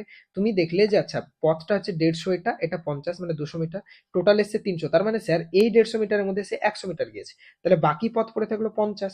আমাকে এই দৈর্ঘ্যটা বের করতে হবে। তো এটা যদি বের করতে চাই, তাহলে এই ত্রিভুজকে আমরা যদি এটা জানি আর এটা জানি, তাহলে আয়তকে কি বের করে দিব, অতিভুজ। কেন, এটা দেখো সমকোণী ত্রিভুজ না, মানে 90 ডিগ্রি, তার বিপরীত বাহু ত্রিভুজ। তাহলে আমি সব করে দিলাম, জাস্ট ক্যালকুলেশনটা তোমাদের কাজ, তোমরা হোমওয়ার্কে করবে, আমাকে নেক্সট ক্লাসে অ্যান্সার বলবে যে কত হলো। ওকে, চলো, ক্লিয়ার হয়েছে? ওখানে একটা মনে রাখবে যে 3 নম্বর কোশ্চেনটা বাকি আছে, ঠিক আছে? 3 নম্বর কোশ্চেনটা বাকি আছে, মনে রাখবে, ওটা আমি একটু পর করাচ্ছি। 5 নম্বর কোশ্চেনটা দেখো, 5 নম্বর কোশ্চেনটা কি বলেছে, বলেছে ঘন্টায় 36 কিমি পার কিমি বেগে, মানে 36 কিমি পার আওয়ার বেগ নিয়ে চলমান একটি গাড়ি থামানোর জন্য ব্রেক করা হলো। চলমান একটি গাড়ি থামানোর জন্য ব্রেক করা হলো। গাড়িটির মন্দন যদি 5 মিটার পার সেকেন্ড হয়, তবে ওই গাড়িটি থামাতে কত সময় লাগবে? গাড়িটির মন্দন যদি, এটা তোমরা একবার ট্রাই করবে।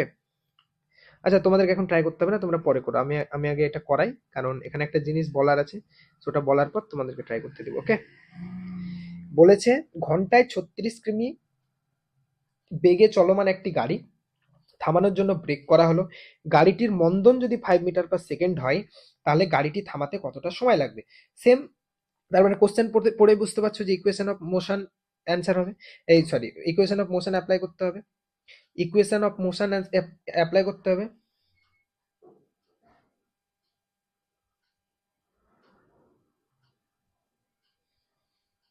ক্লিয়ার?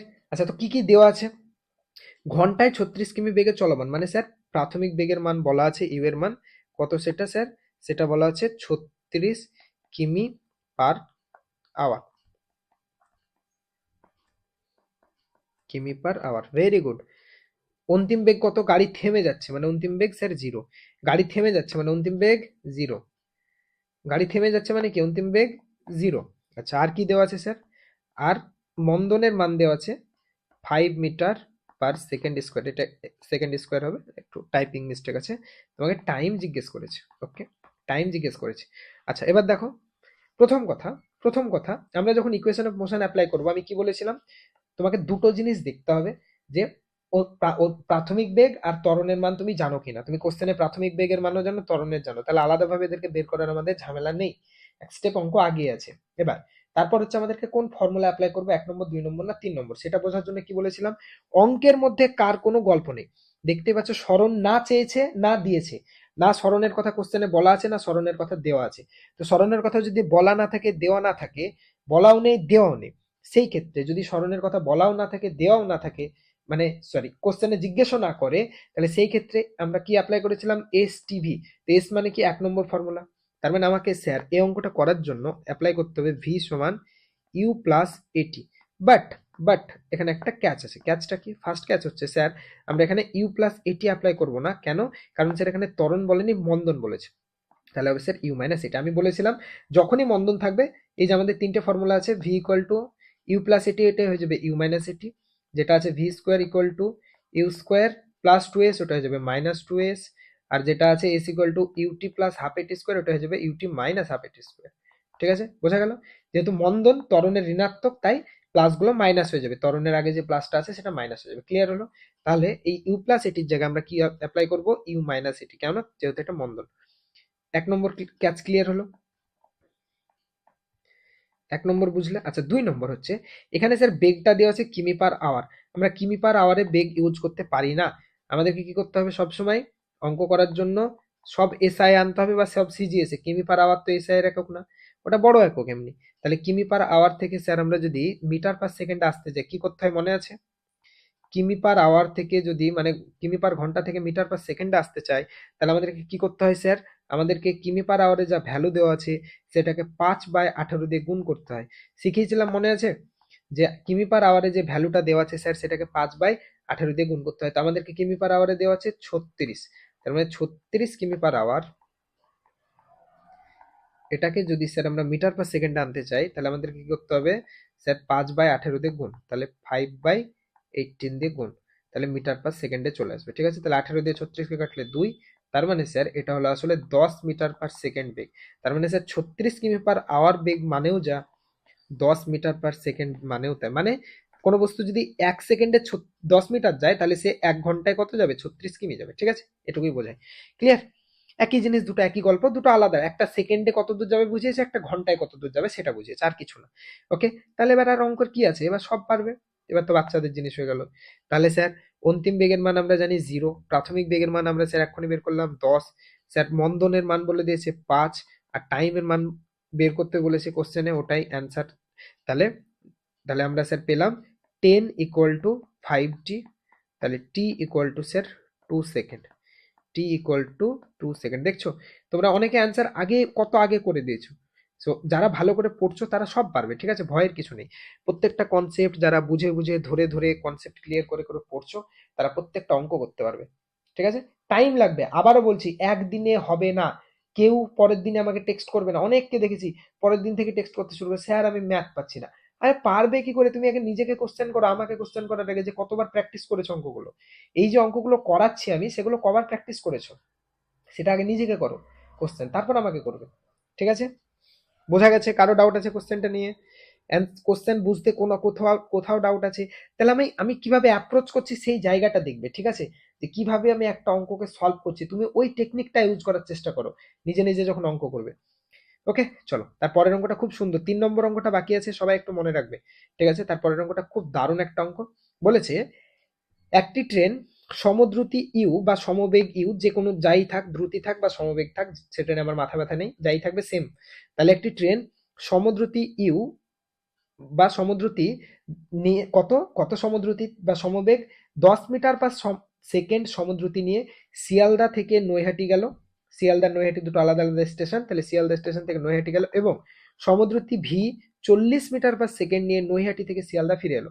তার মানে ট্রেনটা যখন শিয়ালদা থেকে নৈহাটি গেল কত বেগ নিয়ে গেল? সমবেগে গেল 10 মিটার পার সেকেন্ড। আর যখন নৈহাটি থেকে শিয়ালদা ফিরে এলো সমবেগে এলো 40 মিটার পার সেকেন্ড বেগ নিয়ে। তাহলে বলেছে ট্রেনের গড় দ্রুতি কত? কোশ্চেন হচ্ছে ট্রেনের গড় দ্রুতি কত। তুমি এটাকে খুব ইজিলি তোমরা কি করবে? আচ্ছা, আমরা গড় দ্রুতি মানে কি জানি? মোট অতিক্রান্ত দূরত্ব বাই মোট সময়। মোট অতিক্রান্ত দূরত্ব বাই মোট সময়। সো তুমি আগে মোট অতিক্রান্ত দূরত্ব কত সেটা বের করো, মোট সময় কত সেটা বের করো, দেন দুটো ভাগ করে দাও, হয়ে যাবে। বাট আমি ওইভাবে করব না, ওইভাবে করতে গেলে টাইম যাবে। ঠিক আছে, বেশি সময় চলে যাবে। বাট আমাদের পরীক্ষা হলে অত সময় নেই। সো আমাদেরকে স্যার অঙ্কটা এক লাইনে করতে হবে। তো কি করে করবো দেখো, এক লাইনে শর্টকাটটা শিখে নাও। ঠিক আছে, ধরো এটা শিয়ালদা স্টেশন, আর এটা হচ্ছে আমাদের নৈহাটি স্টেশন। ঠিক আছে, নৈহাটি। তাহলে যখন শিয়ালদা থেকে ট্রেনটা যাচ্ছিল তখন কত বেগ নিয়ে গেল? 10 মিটার পার সেকেন্ড। আর নৈহাটি থেকে যখন রিটার্ন করছিল তখন কত বেগ নিয়ে এলো, 40 মিটার/সেকেন্ড। তাহলে বলেছে যে পুরো যাত্রাপথে ট্রেনের গড় দ্রুতি কত, এই যে যাচ্ছে প্লাস আবার রিটার্ন করছে, পুরো যাত্রাপথের গড় দ্রুতি কত। তো এইরকম যখন সিচুয়েশন, কখন যে একটা পার্টিকুলার স্টেশন থেকে আরেকটা স্টেশনে যাবে এবং সেখান থেকে আরেকটা সেম স্টেশনে ফিরে আসবে, এইরকম ক্ষেত্রে গড় দ্রুতি বের করার শর্টকাট নিয়ম কি? বড় করেও করতে পারো, সমস্যা নেই, কিন্তু বড় করে তোমাদের জন্য একটু হয়ে যাবে, টাইম সাপেক্ষ ব্যাপার হয়ে যাবে। স্যার, গড় দ্রুতি বের করার শর্টকাট নিয়ম শেখাচ্ছি, কিচ্ছু না, 2 × UV/U+V, ব্যাস হয়ে গেল অঙ্ক। U+V মানে স্যার 2 যে বেগে গিয়েছে যে বেগে ফিরে এসছে গুণফল, ডিভাইডেড বাই যে বেগে গিয়েছে প্লাস যে বেগে ফিরে এসছে, ব্যাস হয়ে গেল অঙ্ক। 2 × UV/U+V, তাহলে 2 কোন বেগে গিয়েছে 10, কোন বেগে ফিরে এসছে 40, নিচে কোন বেগে গিয়েছে 10, ফিরে এসছে 40। তাহলে দেখো এক লাইনে যে অঙ্কটা কত বড় হতো সেটা আমি তোমাকে এক লাইনে শিখিয়ে দিলাম করার টেকনিক, কত সহজে তুমি করতে পারবে। ডিভাইডেড বাই 50, তোমার যে কোনো বই খুলে দেখবে কোনো বই এরকম ভাবে পাবে না, সব বড় করে করা থাকবে, ঠিক আছে। এটা 90 ভাববে আবার পরে কেউ, 40, ব্যাস হয়ে গেল, দেখছো কত সহজে হয়ে গেল। তাহলে আমরা কি করবো এবার, 10 দিয়ে 50 কে কাটো 5, 5 দিয়ে 40 কে কাটলে 8, তাহলে 8 × 2 মানে 16 মিটার/সেকেন্ড, হয়ে গেল অঙ্ক। তাহলে তোমাকে যদি কোনো কোশ্চেনে বলে যে কোনো একটি ট্রেন এই স্টেশন থেকে বি স্টেশনে এত বেগে গেল এবং বি স্টেশন থেকে এই স্টেশনে এত বেগে ফিরে এলো, তাহলে গড় দ্রুতি কত, ডাইরেক্ট অ্যান্সার করবে কি 2 × UV/U+V। কিভাবে করবে, 2 × UV/U+V, 2 যে বেগে গিয়েছে ইন্টু যে বেগে ফিরে এসছে সেগুলোর গুণফল, ডিভাইডেড বাই যে বেগে গিয়েছে বাই যে বেগে ফিরে এসছে। ওকে, ক্লিয়ার? কারো বুঝতে সমস্যা আছে? সবাই বুঝতে পেরেছো কত সহজ হয়ে যাবে? আচ্ছা, এই সেম জিনিস তুমি আর একটা সিচুয়েশনে অ্যাপ্লাই করতে পারবে। কোন সিচুয়েশন? ধরো এইরকম টাইপ অঙ্ক থাকলো কোনো, যে ধরো একটা ট্রেন এ স্টেশন থেকে বি স্টেশনে যাচ্ছে, কোন স্টেশন থেকে, এই স্টেশন থেকে বি স্টেশনে যাচ্ছে। যদি তোমাকে এরকম কোশ্চেনে বলে দেয়, তোমাদের দিলে এরকমই দিবে যে ট্রেনটা প্রথম অর্ধেক গিয়েছে ইউ বেগে, আর দ্বিতীয় অর্ধেক গিয়েছে ভি বেগে। তাহলে এটা হচ্ছে হাফ অংশ, হাফ হাফ গিয়েছে ইউ বেগে আর হাফ অংশ গিয়েছে ভি বেগে। তাহলে এরকম যদি সমান সমান অংশ যায় আলাদা আলাদা বেগে, সেই ক্ষেত্রেও গড় বেগ বা গড় দ্রুতিকে আমরা ডাইরেক্ট এইভাবে বের করতে পারবো, কি করে, যে 2 × UV/U+V, কি 2 × UV/U+V, ডাইরেক্ট আমরা এইভাবে বের করতে পারবো দুটো সিচুয়েশনে। দুটোই তো সিচুয়েশনটা বেসিক্যালি তো একই না, দেখো এই যতটা গিয়েছে সেটাকে যদি যতটা অংশ, যতটা ফিরে এসছে ততটা অংশ, মানে একই সেম অংশ, তো এখানেও তো তাই, যে যতটা হাফ গিয়েছে আবার হাফ গিয়েছে, তার মানে সেম অংশ হয়ে যাচ্ছে দুবারে, তাহলে সেখানেও আমরা এই সেম জিনিস অ্যাপ্লাই করতে পারবো। ক্লিয়ার হয়েছে? কারো ডাউট আছে? কারো ডাউট আছে?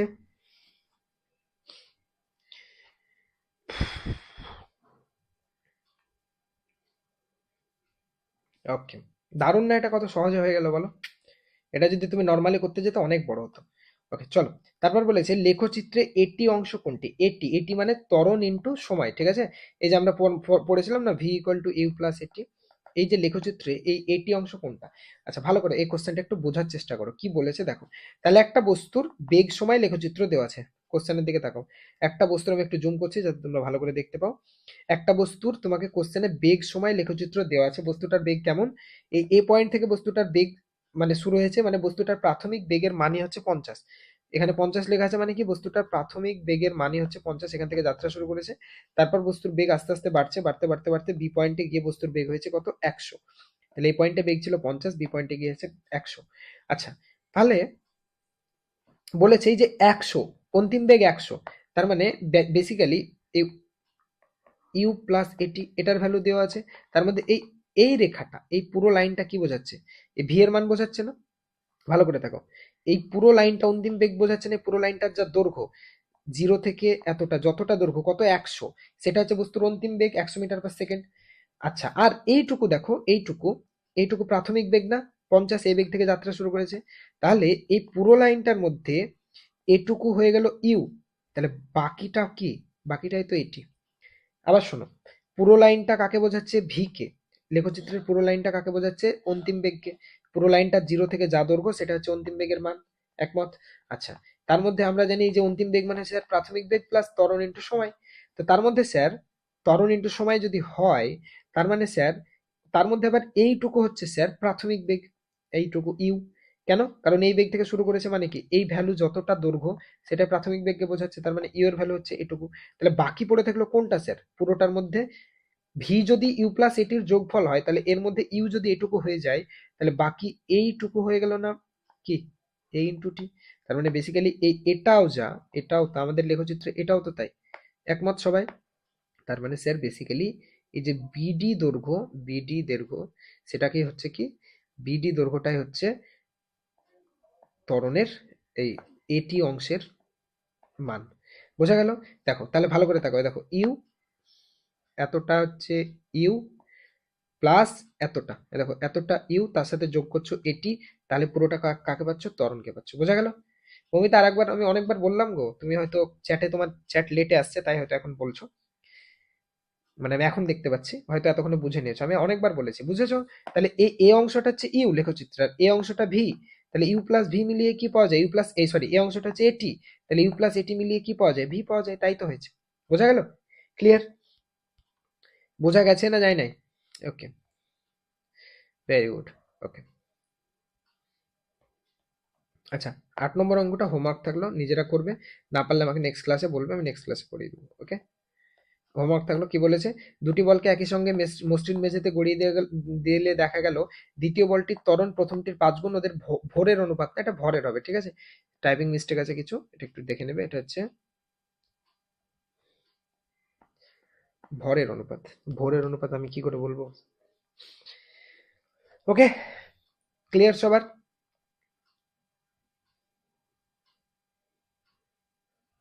ওকে, চলো 9 নম্বর কোশ্চেনটা দেখো।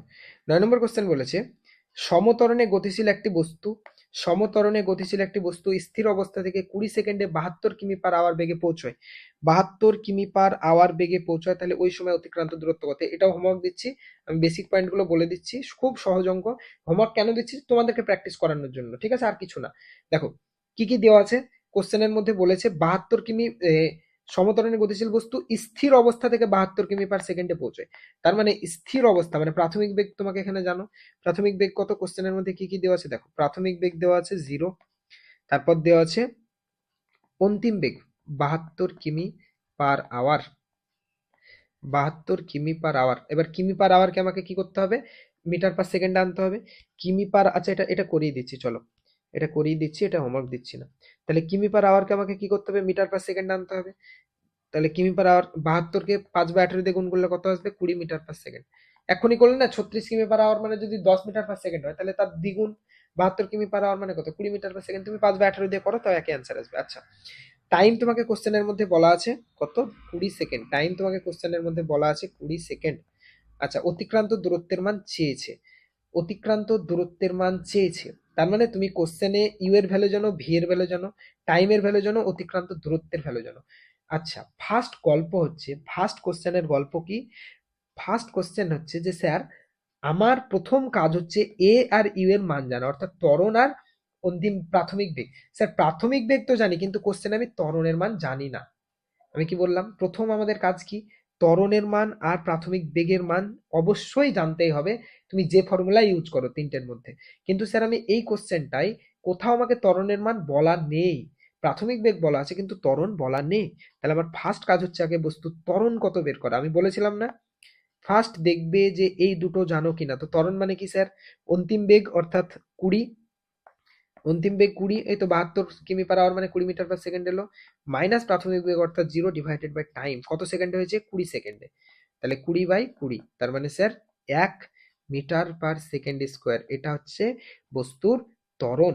তাহলে এবার দেখো, এবার তুমি সব জানো, ত্বরণ জানো, টাইম জানো, প্রাথমিক বেগ জানো, অন্তিম বেগ জানো, চারটে রাশি জানো, সরণ জিজ্ঞেস করেছে, তাহলে তুমি S equal to U T plus half A T square use করতে পারো, আবার V square equal to U square plus 2as use করতে পারো। আমরা ডাইরেক্ট সরণটা বের করে নেবো এস ইকুয়াল টু থেকে। কেন? কারণ এখানে তুমি চারটে রাশি জানো। তাহলে হাফ এটি স্কোয়ার অ্যাপ্লাই করে দাও, সব কিছুর ভ্যালু জানো, যেটা ইচ্ছা বসিয়ে দাও। তাহলে ইউ এর ভ্যালু কত? ইউ এর ভ্যালু হচ্ছে 0 ইন্টু টি, তার মানে পুরোটাই 0, প্লাস হাফ ইন্টু ত্বরণের মান আমরা পেলাম 1, টাইমের মান পেলাম 20 সেকেন্ড, তার মানে 20 স্কোয়ার। তাহলে ক্যালকুলেট করলে কত দাঁড়াচ্ছে? তাহলে দাঁড়াচ্ছে স্যার হাফ ইন্টু 20 স্কোয়ার হচ্ছে 400, তার মানে স্যার 200 মিটার। তাহলে ওই যে 20 সেকেন্ডে অর্থাৎ বস্তুটার বেগ 0 থেকে 72 কিমি/আওয়ার পৌঁছানোর জন্য 20 সেকেন্ডে টাইম লেগেছে, আর ওই টাইমের মধ্যে বস্তুটা কত দূরত্বে গিয়েছে? 200 মিটার। তাহলে এই যে এতদিন ধরে বলছিলাম, আজকে পেলে এরকম অঙ্ক যে স্যার অনেক জায়গায় থাকবে যেখানে আমাকে ত্বরণের মান দেওয়া থাকবে না। তাহলে ত্বরণের মান যদি না দেওয়া থাকে তখন আমাদেরকে আগে ত্বরণের মান বের করতে হবে। যদি প্রাথমিক বেগের মান না দেওয়া থাকতো তাহলে আমাকে প্রাথমিক বেগের মান বের করতে হতো। এই ত্বরণের ফর্মুলা অ্যাপ্লাই করে যে কোনো একটা থাকবে, হয় দুটোই থাকবে, ত্বরণ প্রাথমিক বেগ, বা ত্বরণ বা প্রাথমিক বেগের মধ্যে একটা থাকবে। এখানে প্রাথমিক বেগ দেওয়া আছে, ত্বরণ বের করলাম। যদি ত্বরণ দেওয়া থাকতো প্রাথমিক বেগ, এই সেম ফর্মুলা ইউজ করে অ্যাপ্লাই করতাম, অ্যাপ্লাই করে বের করে নিতাম। ওকে, কেন এটা দেখো তুমি, আমি আগের ক্লাসেও বলেছিলাম, আবারও বলছি, এই যে আমাদের কাছে তিনটে ফর্মুলা আছে, 1 2 3, তিনটে ফর্মুলার দিকে তাকাও। ভি ইকুয়াল টু, আমি প্যাটার্ন শিখিয়েছিলাম কিছু মনে আছে? ইউ প্লাস ইটি, একটা হচ্ছে V square equal to U square plus 2as, আর একটা হচ্ছে S equal to U T plus half A T square. তিনটে ফর্মুলার দিকে তাকালেই দেখতে পাবে যে স্যার তিনটে ফর্মুলাতেই, প্রত্যেকটা ফর্মুলাতেই যে কোনো বাকি দুটো রাশি, অর্থাৎ অন্তিম বেগ বলো, অতিক্রান্ত দূরত্ব বলো, এগুলো স্যার, এগুলো টাইম বলো, এগুলো স্যার দেখো যে কোনো দুটো ইকুয়েশন আছে, তাই না? প্রথমটাই দেখো, যেমন আমরা যদি অতিক্রান্ত দূরত্বকে দেখি, তাহলে এটার এটা আছে, ফার্স্টেরটা অতিক্রান্ত দূরত্বের গল্প নেই। যদি টাইমকে দেখি তাহলে এটা আছে, সেকেন্ডটাই নেই। কিন্তু ত্বরণ আর প্রাথমিক বেগ এটাতেও আছে, এটাতেও আছে, এটাতেও। তার মানে আমাকে এই দুটো জানতে হবে, এ ও ইউ জানতে হবে। বোঝা গেল না গেল না? মাস্ট এই অঙ্ক করার জন্য। তাই আমরা আগে ত্বরণের মান বের করে নিলাম, তারপর তো নর্মাল অঙ্ক, আর কিছু নেই অঙ্কের মধ্যে।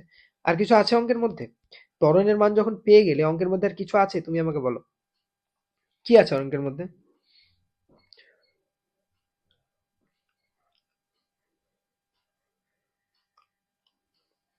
হয়েছে? বুঝছো? কারো ডাউট আছে কোনো? তাহলে কনসেপ্ট যদি বুঝো তাহলে এই যে ইকুয়েশন অফ মোশনের অঙ্ক কত সহজ, দেখতে পাচ্ছ? ওকে, তারপরের অঙ্কটা এসো। 10 নম্বর অঙ্ক। দুটো ছবি দেওয়া আছে, আমি একটা করাচ্ছি, একটা হোমওয়ার্ক দেবো। কোনটা করাবো? ত্বরণ করাবো না সরণ করাবো? বলো, তোমরা বলো। ত্বরণ এটা করাবো না এটা করাবো? ত্বরণেরটা করাবো না সরণেরটা করাবো? বলো, যেটা বলবে সেটা করাবো। যে কোনো একটা করাবো, একটা তোমাদেরকে হোমওয়ার্ক দেবো। যে কোনো একটা করাবো, একটা তোমাদেরকে হোমওয়ার্ক দেবো। ধীর গতে পান্তরে বাঁধ ভেঙে যায়, কোনো এক আকাশ শুধু তুই। বলো বলো বলো, তাড়াতাড়ি বলো, দুটোর মধ্যে কোনটা করাবো? আমি একটা করবো, একটা হোমওয়ার্ক দেবো। ত্বরণেরটা করাবো না সরণেরটা করাবো? ভালো লাগছে নিউটনস ল এর অঙ্ক করতে, না কঠিন কঠিন মনে হচ্ছে খুব?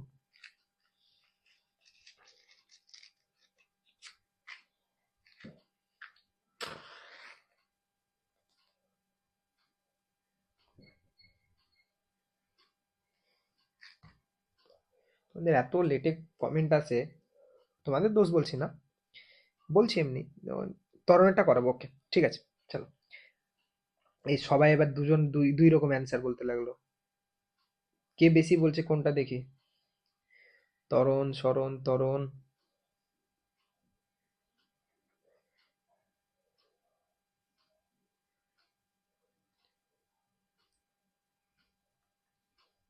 আচ্ছা ছাড়ো, আমি আমার ইচ্ছা মতো করাচ্ছি, তোমাদের তোমাদের দেখে লাভ নেই, তোমাদের হাজার রকম মত। ওকে, আমি ফার্স্টেরটা করাচ্ছি, সেকেন্ডটা হোমওয়ার্ক দিচ্ছি। ত্বরণ সরণ না, ফার্স্টে যেটা আছে সেটা করিয়ে দিচ্ছি, সেকেন্ডটা হোমওয়ার্ক দিচ্ছি, ঠিক আছে? একই জিনিস। সরণ বের করা তো সহজ, সরণ বের করাতে প্রায় এই এই ত্রিভুজটার ক্ষেত্রফল বের করবে, অ্যান্সার হয়ে গেল। বেগ সময় লেখচিত্রের ক্ষেত্রফলই তো সরণের মান। করিয়ে দিন বলার কি আছে? তোমাদের তো বলা উচিত ছিল সে দুটোই হোমওয়ার্ক দিন, দুটোই সহজ। যাই হোক, আমি ফার্স্টেরটা করাচ্ছি, দেখো কি বলেছে। একটা বস্তুর বেগ সময় লেখচিত্র বলেছে। তো একটা বেগ সময় লেখচিত্র থেকে ত্বরণ বের করা শিখিয়েছিলাম, বেগ সময় লেখচিত্র থেকে ত্বরণ বের করা শিখিয়েছিলাম। কি দেখতে হয় আমাদেরকে? স্যার প্রাথমিক বেগ আর অন্তিম বেগের মান দেখতে হয়, আর কত সময়ে এই বস্তুর বেগ প্রাথমিক থেকে অন্তিমে গিয়েছে সেটা দেখতে হয়, তাহলে আমরা পেয়ে যাই। আচ্ছা, তাহলে ত্বরণ, স্যার প্রাথমিক বেগ এখানে কত? স্যার প্রাথমিক বেগের মান হলো sir 3 metre per second, 3 metre per second বেগ নিয়ে শুরু করেছে, আর অন্তিম বেগের মান হলো sir 6 metre per second. Graph দেখলে বুঝতে পারবে, দেখো প্রাথমিক বেগ 3 থেকে শুরু হয়েছে, অন্তিম বেগ কত স্যার? 6। এখানে 3 ছিল, 6 হয়েছে। তাহলে প্রাথমিক বেগ জানো, অন্তিম বেগ জানো, টাইম কত লেগেছে এই প্রাথমিক থেকে অন্তিমে যেতে, সময় কতটা লেগেছে দেখো। এখানে যখন ছিল বেগ ছিল 3, আর এখানে টাইম যখন এসছে বেগ হয়েছে কত? 6। তার মানে স্যার টাইম লেগেছে 10। দেখো 0 to 10। 0 to 10, তাহলে 10 সেকেন্ড সময় লেগেছে। ওকে স্যার, ভালো কথা। আচ্ছা তাহলে এবার স্যার আমাকে আর কি আটকাবে? তো ত্বরণ মানে আমি কি জানি স্যার, বেগের পরিবর্তন অর্থাৎ 6 - 3 ডিভাইডেড বাই টাইম অর্থাৎ 10, তার মানে স্যার 3/10 মানে sir 0.3, 0.3 metre per second square. Okay, clear হয়েছে? সেকেন্ডটা তোমরা করবে, কিচ্ছু নাই, জাস্ট তোমাকে সরণ জিজ্ঞেস করেছে। তো বেগ সময় লেখচিত্র থেকে সরণ বের করে কি করে? বেগ সময় লেখচিত্র থেকে সরণ বের করতে গেলে কি করতে হয়? লেখচিত্রের ক্ষেত্রফল। তো এটা ত্রিভুজ, লেখচিত্র কোনটা স্যার? লেখচিত্র হচ্ছে এটা, তার আন্ডারে কোন ক্ষেত্রফল আছে? এই ত্রিভুজটা, তার ক্ষেত্রফল বের করে নেবো, হাফ ইন্টু ভূমি ইন্টু উচ্চতা, অ্যান্সার হয়ে গেল। বোঝা গেল? এটা তাহলে হোমওয়ার্ক থাকলো। আমি হোমওয়ার্ক ইচ্ছা করেই দিচ্ছি, সে তো করালে আমি সবগুলোই করিয়ে দিতে পারবো, সেটা তো ব্যাপার না। দিচ্ছি কারণ তোমরা একটু নিজেরা কিছু করো। সব আমি হাতে স্পুন ফিড করিয়ে দিলে খুব মুশকিল। পরীক্ষা হলে তার আমি থাকবো না, না? পরীক্ষা হলে তো তোমাকে করতে হবে। আচ্ছা এই অঙ্কটা নিজেরা করো তো, এই অঙ্কটা নিজেরা করো, এক্ষুনি ক্লাসের মধ্যেই করো। বলেছে 1 কেজি ভরের একটি বস্তু 10 মিটার পার সেকেন্ড বেগে গতিশীল, বস্তুটিকে 4 সেকেন্ড সময়ে থামানো হলে বস্তুটির উপর প্রযুক্ত বল কত? করো এই অঙ্কটা, খুব সহজ অঙ্ক, করো। এটা করিয়েছিলাম মেবি, না এই অঙ্কটা? করায় না করায় করো, করালেও করো, না করালেও করো।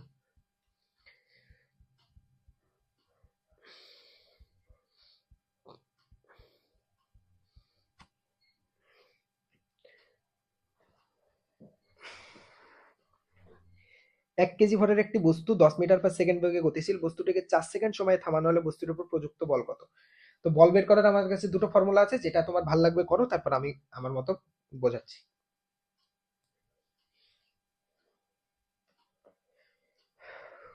আচ্ছা আমি স্পেসিফিক ভাবে বলে দিচ্ছি, এই অঙ্কটা ভরবেগের পরিবর্তনের হার দিয়ে করার ট্রাই করো, ঠিক আছে? Newton's law F equal to M A দিয়ে করতে পারো, বড় হবে একটু। ভরবেগের পরিবর্তনের হার দিয়ে করো, সেকেন্ডের মধ্যে অ্যান্সার চলে আসবে। করো, আমি 1 মিনিট আসছি।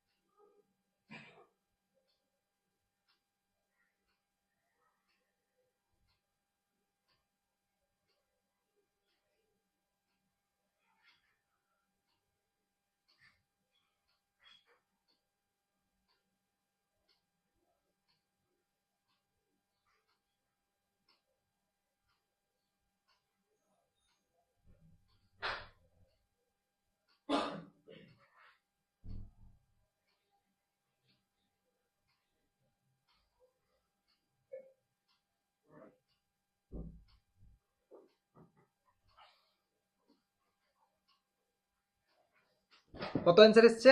2.5 নিউটন। গুড। কি থেকে করলে? ভরবেগের সংরক্ষণ না নিউটনস ল, মানে নর্মাল নিউটনস ল যেটা এফ ইকুয়াল টু এম এ, ওখান থেকে? দুটো থেকেই করতে পারো, দুটো থেকে অ্যান্সার আসবে।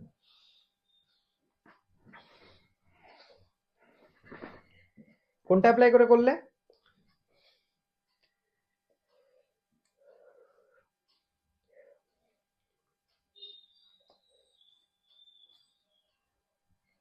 দেখো কোশ্চেনের দিকে তাকাও। কোশ্চেনে বলেছে প্রযুক্ত বলের মান, এটা কোশ্চেন আমাকে চেয়েছে। তাহলে আমার কাছে দুটো অপশন আছে, আমি F equal to M A apply করতে পারি, যার মধ্যে আমি বস্তুর ভর অলরেডি জানি, অর্থাৎ ত্বরণ আমাকে বের করলে কোশ্চেন হয়ে যাবে। বাট বা তুমি এফ ইকুয়াল টু ভরবেগের পরিবর্তনের হার, এটা থেকে করতে পারো, যেটা তোমার ভালো লাগবে। ওকে, তো আমি এই সেকেন্ডটা দিয়ে করাচ্ছি, এটা দিয়ে সহজ হবে। ওকে, তাহলে আমার কাছে একটা বস্তু আছে যার ভর হচ্ছে 1 কেজি। এই দাঁড়াও সেকেন্ড, সবাই F equal to M A দিয়ে করলে কেন? বললাম না যে ভরবেগের পরিবর্তনের হারটা দিয়ে ট্রাই করো। তাহলে 1 কেজি ভরের একটা বস্তু আছে, যেটা কত বেগ নিয়ে যাত্রা করছিল? 10 মিটার পার সেকেন্ড বেগে যাত্রা করছিল। কত বেগ নিয়ে? 10 মিটার পার সেকেন্ড বেগ নিয়ে। তারপর বস্তুর ভর 1 কেজি আছে, কিন্তু বেগ হয়ে গেছে 0, তাই না? থেমে গেছে, বস্তুটাকে বাইরে থেকে বল প্রয়োগ করে থামিয়েছো। তাহলে এই পয়েন্টে বস্তুর ভরবেগ কত ছিল? তোমরা নিউটন ওই F equal to M A apply করলে তাই, এভাবে কত সহজ হবে দেখো। এই পয়েন্টে ভরবেগ 10 আর এই পয়েন্টে ভরবেগ হচ্ছে 0। তাহলে ভরবেগের পরিবর্তন কত? মুখে মুখে অ্যান্সার হয়ে যাবে। দেখো আমি করলে কি করতাম, আচ্ছা ভরবেগের পরিবর্তন স্যার এখানে 10 এখানে 0, তার মানে পরিবর্তন 10 ডিভাইডেড বাই টাইম কত স্যার? টাইম হচ্ছে 4 সেকেন্ড, তাহলে 10/4 মানে স্যার 2.5 অ্যান্সার হয়ে গেল। আমি এইভাবে করতাম, ঠিক আছে? তো আমি তো তোমাকে লিখে লিখে করাচ্ছি তাই বড়, বুঝতে পারছো ভরবেগের পরিবর্তন দিয়ে করতে গেলে কতটা সহজে হয়। ভরবেগের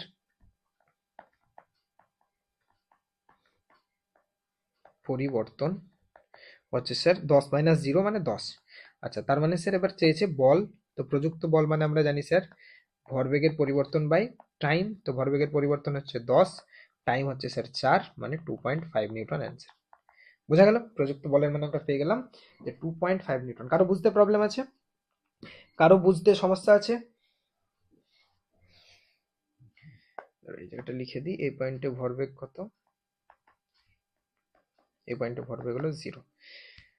ওকে, আশা করি সবার ক্লিয়ার হয়ে গেছে।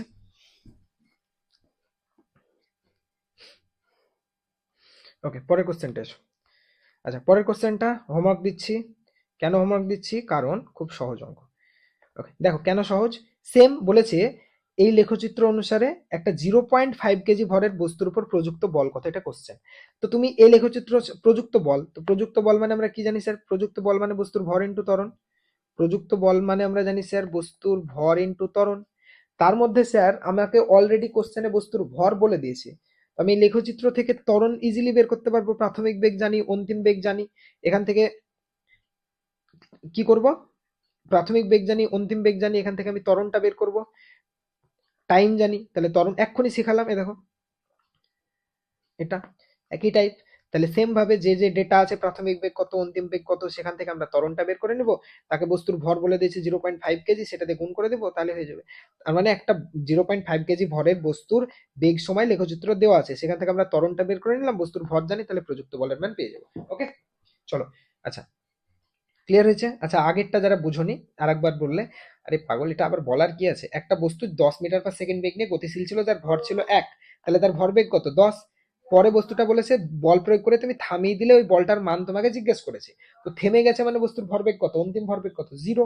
তো ভরবেগের পরিবর্তন কত? প্রাথমিক ভরবেগ 10 মাইনাস অন্তিম ভরবেগ 0 অর্থাৎ 10। তাহলে বল মানে কি? ভরবেগের পরিবর্তন বাই টাইম, তার মানে 10/4 মানে 2.5 নিউটন। এটা আবার আরেকবার বলার কি আছে গো?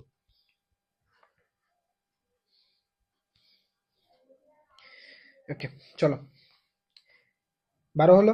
আচ্ছা 13টা তো অলরেডি করিয়ে দিয়েছি কোশ্চেনে, মনে করো এই নিউটন ফ্লাইয়ের যে কোশ্চেন করে সেখানে করিয়েছিলাম। এই দেখো দীর্ঘ এইটা একটা করালাম না, 250 গ্রাম ভরের একটা বস্তুর উপর যদি এত বল প্রয়োগ করা হয় তবে ত্বরণ কত। এটা তো বাচ্চাদের কোশ্চেন একদম, এটা তো কিছুই নেই কোশ্চেনের মধ্যে, এটা অ্যাড করেছি তোমাদেরকে একটু হ্যাপি করার জন্য যে এই টাইপের অঙ্কগুলো তোমরা খুব ইজিলি পারবে। কিছুই নেই, বস্তুর ভর জানো, বল জানো, ত্বরণ জিজ্ঞেস করেছে, এফ = এম এ অ্যাপ্লাই করে দাও, শুধু ভরটাকে গ্রামে আছে কেজিতে কনভার্ট করে নেবে, অ্যান্সার হয়ে গেল। ওকে, ভরটা গ্রামে আছে কেজিতে কনভার্ট করে নেবে, অ্যান্সার হয়ে গেল। হোমওয়ার্ক থাকলো এটা। চলো 14 নম্বর, ভালো কোশ্চেন, খুব সুন্দর একটা কোশ্চেন, এখানে নতুন একটা জিনিস শিখবে। কি বলেছে? বলেছে 147 গ্রাম ভরের একটি স্থির বস্তুর উপর 15 গ্রাম 15 গ্রাম ওয়েট বল প্রয়োগ করলে তার ত্বরণ কত হবে? কোশ্চেন বুঝতে পেরেছো? কি বললাম? 147 গ্রাম ভরের একটি স্থির বস্তুর উপর 15 গ্রাম ওয়েট বল প্রয়োগ করলে তার ত্বরণ কত হবে? আমি স্থির বস্তু মানে প্রাথমিক ভর বেগ কত? 0। ওকে আচ্ছা যাই হোক, ওটা আমি পরে যাচ্ছি। এখানে যেটা শিখতে হবে, নতুন যেটা শিখলে তুমি সেটা কি, যে স্থির বস্তুর উপর 15 গ্রাম ওয়েট বল। তুমি বলবে স্যার 15 নিউটন না লিখে 15 গ্রাম ওয়েট লিখলো, কি ব্যাপার? 15 নিউটন না লিখে 15 গ্রাম ওয়েট কেন লিখলো স্যার? দেখো বোঝো, এই গ্রাম ওয়েট আর গ্রাম ওয়েট বা KG weight, KG into weight, gram weight মানে গ্রাম ইন্টু ওয়েট, আর কেজি ওয়েট মানে কেজি ইন্টু ওয়েট, এই দুটো হচ্ছে বলেরই একক, কিন্তু বলের অভিকর্ষীয় একক। মানে যে ক্ষেত্রে অভিকর্ষজ ত্বরণ থাকবে সেই সময় কোনো জিনিসের উপর কতটা বল প্রয়োগ করছে, কোনো অভিকর্ষ বা পৃথিবী কোনো জিনিসকে কি পরিমাণ বল প্রয়োগ করছে, সেটাকে আমরা জেনারেলি গ্রাম ওয়েট বা কেজি ওয়েট এককে বোঝাই। বোঝা গেল? তাহলে এই দুটো কি? বলের অভিকর্ষীয় একক, এটা হচ্ছে বলের অভিকর্ষীয় পদ্ধতিতে সিজিএস একক, আর এটা হচ্ছে এসআই পদ্ধতিতে বলের অভিকর্ষীয় একক। বোঝা গেল? এই দুটো কি? বলের অভিকর্ষীয় একক। এখন তুমি বলবে স্যার এ সম্পর্কে তো আমরা কিছু জানি না, তাহলে আমরা অঙ্ক কি করে করব? খুব সহজ, যে এর সাথে নিউটনের একটা রিলেশন আছে সেটা যদি জানো তাহলেই হয়ে গেল। তাহলে তোমার যা দেওয়া থাকবে সেটাকে নিউটনে চেঞ্জ করে না অঙ্ক, তারপর নর্মাল যেমন অঙ্ক করো সেরকম। তো আমরা নিউটনের সাথে রিলেশনটা একটু বুঝি, ওকে? আচ্ছা, প্রথম আমরা দেখি যে 1 কেজি ওয়েট মানে কত নিউটন। তাহলে স্যার 1 কেজি ওয়েট মানে কত নিউটন যদি জানি, তাহলে স্যার 15 গ্রাম ওয়েট বা 1 গ্রাম ওয়েট মানে কত নিউটন যদি জানি, তাহলে 15 গ্রাম ওয়েট মানে কত নিউটন বের করতে পারবো ইজিলি। ওকে, তো সেটা আগে করা যাক। দেখো, বোঝো এখানে প্রথম আমরা এখন অঙ্ক করছি না, এখন তোমাদেরকে একটু কনসেপ্ট পড়াচ্ছি। তাহলে 1 কেজি ওয়েট মানেটা কি?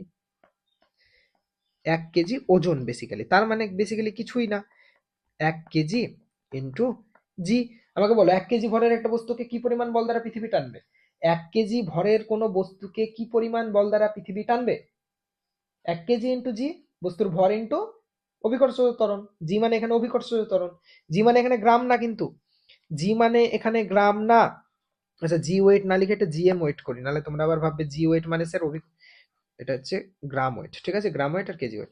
এই জি মানে এখানে কি, এই জি মানে হচ্ছে অভিকর্ষীয় ত্বরণ, অভিকর্ষীয় ত্বরণ। এটুকু বুঝতে কারোর প্রবলেম আছে? দেখো আমার কথাটা শোন। মানে 1 কেজি ভরের কোনো বস্তুকে পৃথিবী যে পরিমাণ বল দ্বারা টানে সেটাকে বলা হয় 1 কেজি ওয়েট। 1 গ্রাম ভরের বস্তুকে কোনো পৃথিবী যে পরিমাণ বল দ্বারা টানে তাকে বলা হয় 1 গ্রাম ওয়েট। তো 1 কেজি ভরের বস্তুকে কোন পৃথিবী যে পরিমাণ বল দ্বারা টানবে সেটাকে যদি 1 কেজি ওয়েট বলি, তাহলে 1 কেজি ভরের কোনো বস্তুকে পৃথিবী কি পরিমাণ বল দ্বারা টানে? 1 কেজি ইন্টু অভিকর্ষজ ত্বরণ, এফ ইকুয়াল টু এম এ। শিখিয়েছিলাম। ওকে, তাহলে এবার দেখো, তাহলে 1 কেজি, কেজি থাকলো, জি এর মান কত আমরা জানি 9.8 মিটার পার সেকেন্ড স্কোয়ার। তাহলে 1 × 9.8 গুণ হয়ে হলো 9.8, পড়ে থাকলো কি এককে, KG into metre per second square.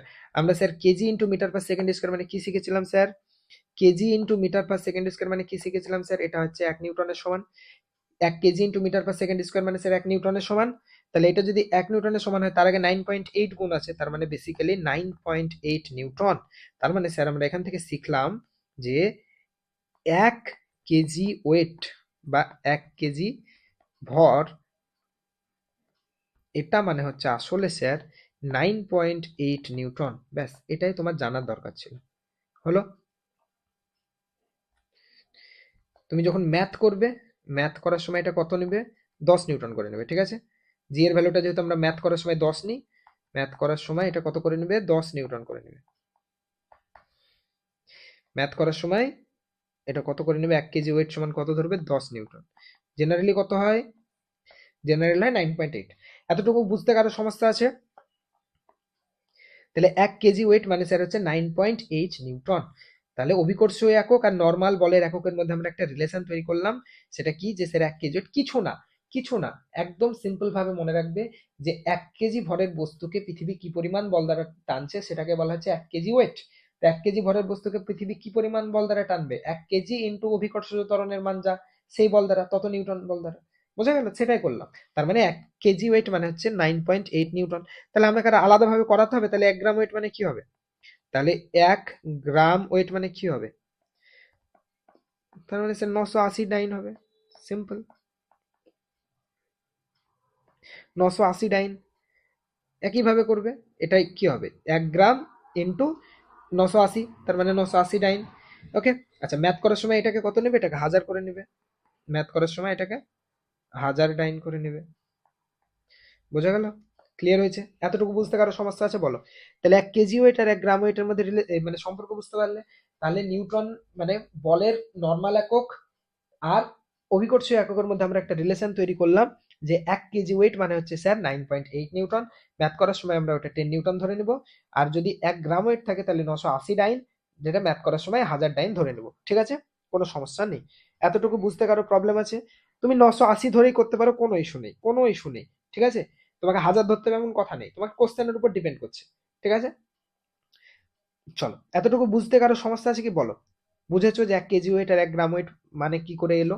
আচ্ছা, এবার তোমার কোশ্চেন এসো। এতটুকু আমি কিন্তু এতক্ষণ পর্যন্ত আমি তোমার কোশ্চেনে যা চেয়েছে তা করাইনি। এতক্ষণ পর্যন্ত আমি তোমাদেরকে একটা কনসেপ্ট বোঝালাম। এবার তোমার কোশ্চেনে বলেছে 147 গ্রাম ভরের একটি স্থির বস্তুর উপর তুমি কত বল প্রয়োগ করছো? 15 গ্রাম ওয়েট বল প্রয়োগ করছো, তাহলে তার ত্বরণ কত হবে? তাহলে বস্তুর ভর জানো, বস্তুর উপর প্রযুক্ত বল জানো, ত্বরণ চেয়েছে, অঙ্কে কিছু আছে? শুধু এটাই অঙ্কের মধ্যে, বেসিক অঙ্ক তো একদম ইজি। বেসিক অঙ্ক কি বলেছে, একটা বস্তু যার ভর তোমাকে বলে দিয়েছে 147 গ্রাম, ওর উপর কতটা বল প্রয়োগ হয়েছে, সেটা হয়েছে 15 গ্রাম ওয়েট। এই যে তুমি গ্রাম ওয়েট থেকে কেজি ওয়েট আসতে জানো কি না, সেটাই হচ্ছে অঙ্কটার মেন উদ্দেশ্য, বাকি অঙ্ক তো কিচ্ছু না। 15 গ্রাম ওয়েট, তার মানে স্যার 15, আমি এখন 980 ধরেই করছি, কারণ এটা 980 ধরে করলে এই অঙ্কটা সহজ হবে, মানে ক্যালকুলেশন ডাইরেক্ট কেটে যাবে, দেখাচ্ছি। তাহলে স্যার এমন ভাবে অঙ্কটা দিয়েছে যাতে 980 ধরে করলে ক্যালকুলেশন সহজ হয়। ওকে, তাহলে 15 × 980 ডাইন। এবার তোমাকে ত্বরণের মান চেয়েছে, তো ত্বরণ মানে তুমি কি জানো, প্রযুক্ত বল বাই বস্তুর ভর। তো প্রযুক্ত বলের মান জানো 15 × 980, বস্তুর ভর হচ্ছে 147, বস্তুর ভর হচ্ছে 147। ওকে, এবার মজাটা হচ্ছে এই 15 কে 980 দিয়ে গুণ করলে আসে 147,000, ঠিক আছে, 14700, তাকে 147 দিয়ে ভাগ করে দাও, এর জন্য আমি 980 নিলাম, ক্যালকুলেশন সহজ হবে তাই।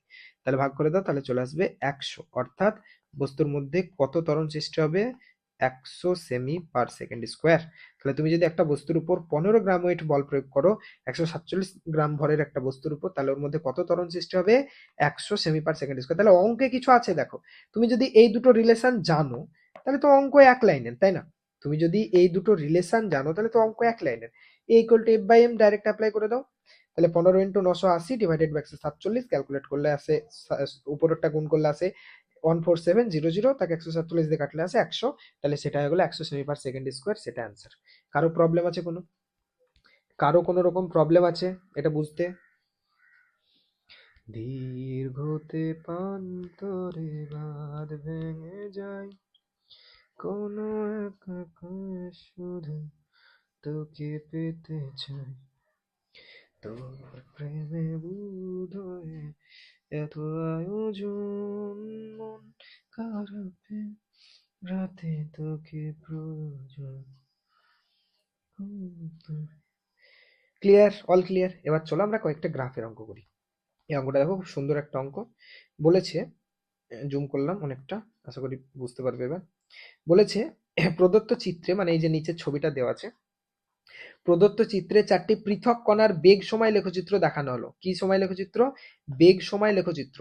এদের মধ্যে 1 ও 2 নম্বর লেখটি পরস্পরের সাথে সমান্তরাল, মানে 1 নম্বর লেখা কোনটা, এটা 1 নম্বর, আর এটা হচ্ছে 2 নম্বর। তাহলে 1 নম্বর ও 2 নম্বর লেখটি পরস্পরের সাথে সমান্তরাল, চিত্র অনুযায়ী নিচের নিচের প্রশ্নগুলির উত্তর দাও। বলেছে প্রথম কোশ্চেন, কোন কণাগুলির প্রাথমিক বেগ 0? ফার্স্ট কোশ্চেন হয়েছে কোন কণার প্রাথমিক বেগ 0? বলো কার 0 হবে, কোন কণাগুলোর প্রাথমিক বেগ 0? এটা হচ্ছে ফার্স্ট কোশ্চেন। তাহলে আমি এখানে সাইডে সাইডে অ্যান্সার গুলো লিখছি, ঠিক আছে। তাহলে 1 নম্বর যে কোশ্চেন, সেটার অ্যান্সার কি হবে, বলেছে কোন কণাগুলোর প্রাথমিক বেগ 0। আচ্ছা, এটা একটা কি ধরনের লেখচিত্র, বেগ সময় লেখচিত্র, 4টা আলাদা বস্তুর বেগ সময় লেখচিত্র দেখানো হয়েছে। এটা হচ্ছে 1 নম্বর বস্তুর বেগ সময় লেখচিত্র, এটা হচ্ছে 2 নম্বর বস্তুর বেগ সময় লেখচিত্র, এটা 3 নম্বর বস্তু, এটা 4 নম্বর বস্তু। এর মধ্যে বলেছে কাদের প্রাথমিক বেগ 0। তো আমরা যদি লেখচিত্র দেখি তাহলে দেখবো স্যার 2 নম্বর আর 3 নম্বর মূল বিন্দু থেকে শুরু হয়েছে, মানে টাইম যখন 0 ছিল এদের প্রাথমিক বেগ 0। কিন্তু স্যার 4 নম্বর, 3 নম্বর, 1 নম্বর আর 4 নম্বর যদি দেখি, স্যার 1 নম্বরেরও কিছুটা প্রাথমিক বেগ আছে এতটা, আর 2 নম্বরের এতটা। তার মানে স্যার 4-এর, 1 আর 4-এর স্যার প্রাথমিক বেগ আছে, 2 আর 3-এর কোনো প্রাথমিক বেগ নেই। তার মানে ফার্স্ট কোশ্চেন যেটা ছিল সেটার অ্যান্সার কি হবে, যে স্যার 2 আর 3, 2 আর 3, 2 আর 3, অপশানে দিলাম কি, অপশন 1 নম্বর কোশ্চেনের অ্যান্সার কি হলো, যে 2 আর 3, অর্থাৎ 2 নম্বর লেখচিত্র আর 3 নম্বর লেখচিত্রের প্রাথমিক বেগ হচ্ছে 0। 1 নম্বর কোশ্চেন ক্লিয়ার, কারো ডাউট নেই 1 নম্বর কোশ্চেন নিয়ে? ভেরি গুড, এই তো সবাই অ্যান্সার দিয়ে দিয়েছো। আচ্ছা, 2 নম্বর কোশ্চেন বলেছে কোন কণাটি সমবেগে গতিশীল। 2 নম্বর কোশ্চেন বলেছে কোন কণাটি সমবেগে গতিশীল। বলো এই চারটের মধ্যে কোনটা সমবেগ? এটা সমবেগ, 1 নম্বরটা সমবেগ, অবভিয়াসলি না স্যার, এর প্রাথমিক বেগ আছে, আস্তে আস্তে আস্তে বেগ বাড়ছে, এই পয়েন্টে বেগ কিছু একটা ছিল, এই পয়েন্টে যখন পৌঁছেছে স্যার ওর বেগ আরো বেড়ে গেছে, তার মানে এটা স্যার সমবেগে না। যদি 2 নম্বর গ্রাফটা দেখি স্যার, এর প্রাথমিক একটা, এটা তো স্যার সমত্বরণে, তার মানে সমত্বরণে গেলে সমবেগ তো হতেই পারে না, অসমবেগ হবে। তার মানে স্যার 2 নম্বরও না, 3 নম্বরও একই জিনিস, সমত্বরণে যাচ্ছে মানে অসমবেগ। তার মানে স্যার 4 নম্বর দেখুন, স্যার 4 নম্বরের বেগ এখানে যা ছিল এই পয়েন্টেও বেগ তাই, বেগের কোনো পরিবর্তন হয়নি, কনস্ট্যান্ট এক্স অক্ষের সাথে সমান্তরাল।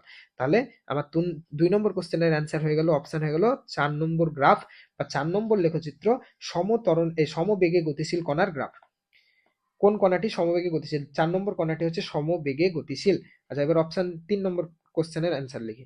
3 নম্বর কোশ্চেন কি বলেছে? কোন কণাগুলির ত্বরণ সমান? কোন কণাগুলির ত্বরণ সমান, এটা হচ্ছে কোশ্চেন। বলো কোন কণা দুটোর ত্বরণ সমান হবে? এটা একটু ট্রিকি। কে বলতে পারবে যে কোন কণাগুলোর ত্বরণ সমান হবে? এটা কোশ্চেন জিজ্ঞেস করেছে।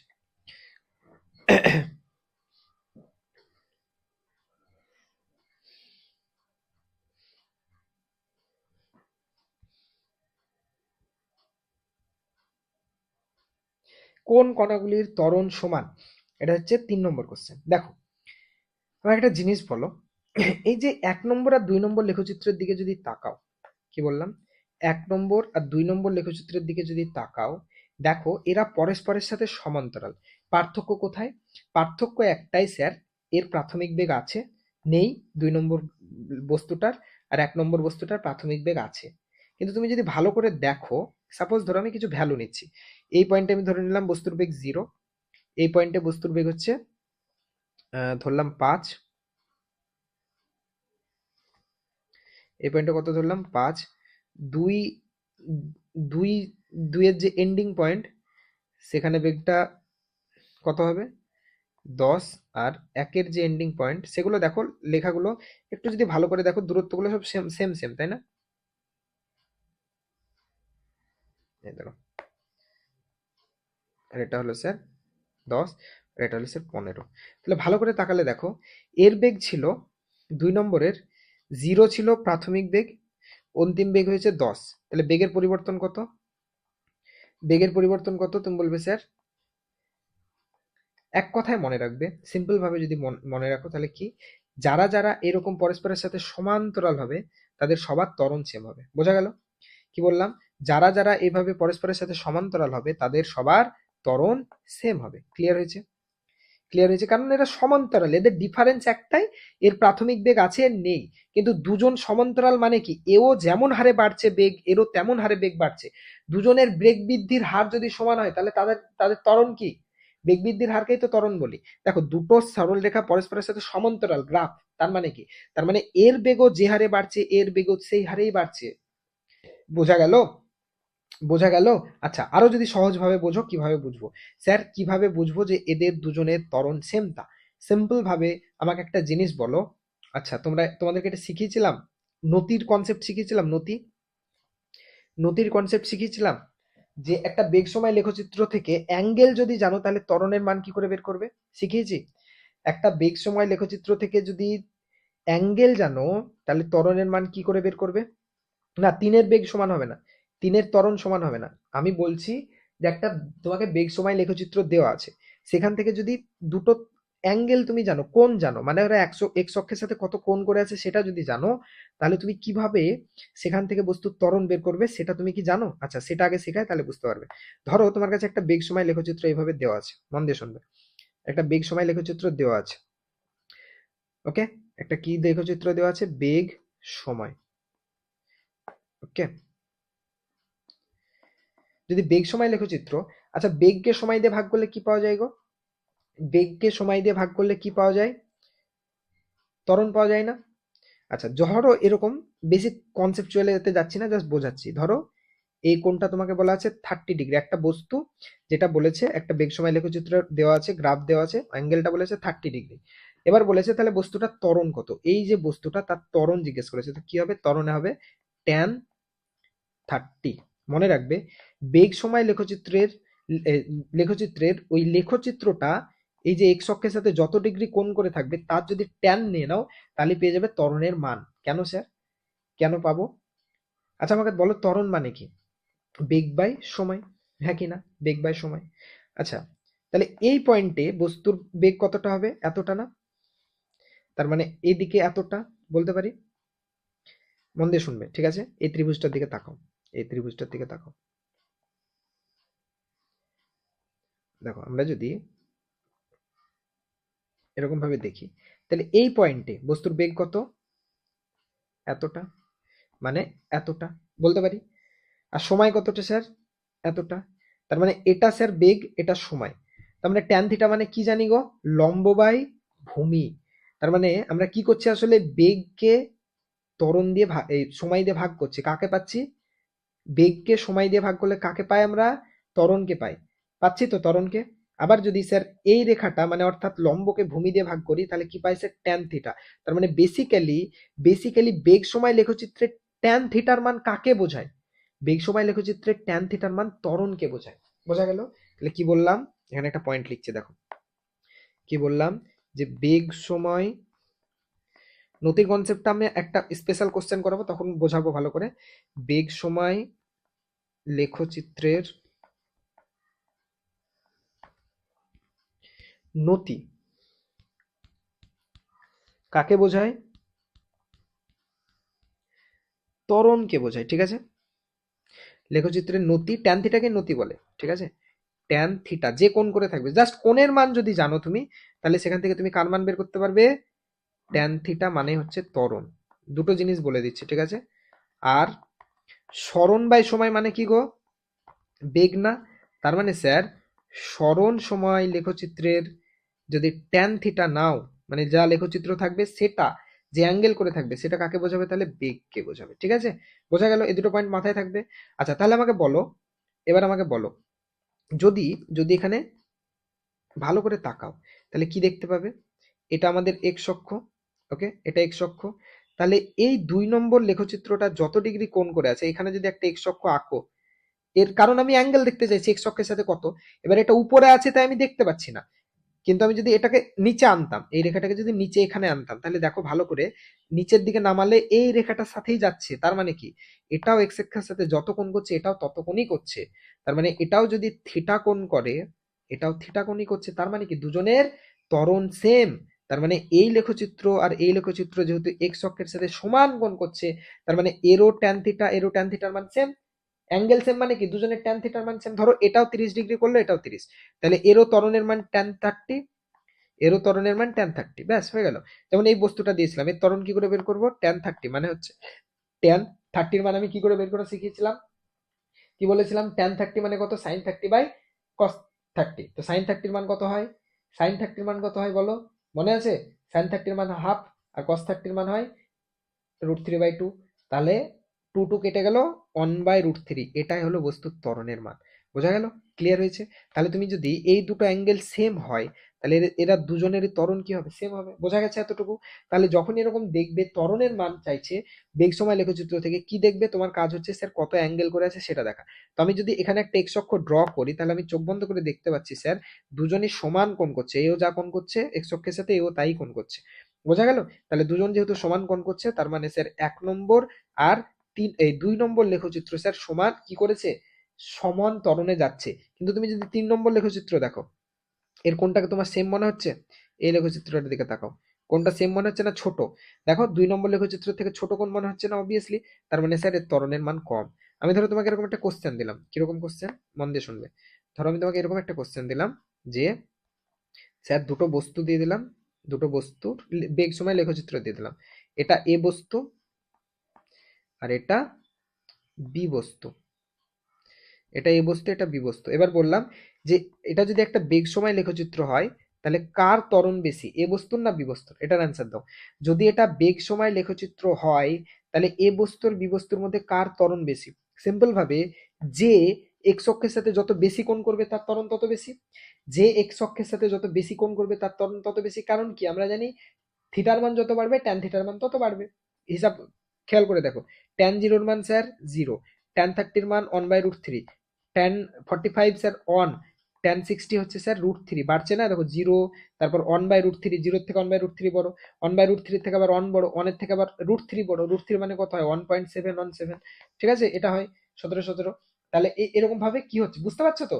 তাহলে থিটার মান যত বেশি, তার মানে স্যার আমরা দেখতে পাচ্ছি এই থিটা এ, মানে এ লেখচিত্রটা যে যত অ্যাঙ্গেল করেছে সেটার থেকে স্যার বি লেখচিত্রটা বেশি অ্যাঙ্গেল করেছে। তার মানে স্যার থিটা বি বড় কার তুলনায়? থিটা এর তুলনায়। অতএব স্যার বি বস্তুর ত্বরণ বেশি হবে এ বস্তুর তুলনায়। ক্লিয়ার হয়েছে? দেখো ত্বরণ অফ বি ত্বরণ অফ এর থেকে বেশি। বোঝা গেল? ত্বরণ অফ বি ত্বরণ অফ এর থেকে বেশি। তাহলে এইটুকু ক্লিয়ার হয়েছে? তার মানে মনে রাখবে কি, যে এক্স অক্ষের সাথে যে যত বেশি কোণ করবে এক্স অক্ষের সাথে যে যত বেশি কোণ করবে তার ত্বরণ তত বেশি।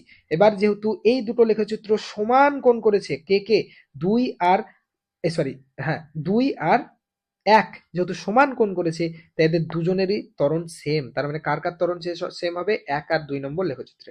Concept clear? 1 আর 2 নম্বর। এবার 4 নম্বর কোশ্চেনটা তুমি নিজে অ্যান্সার দিতে পারবে, যেহেতু এই কনসেপ্টগুলো তোমরা শিখে নিলে।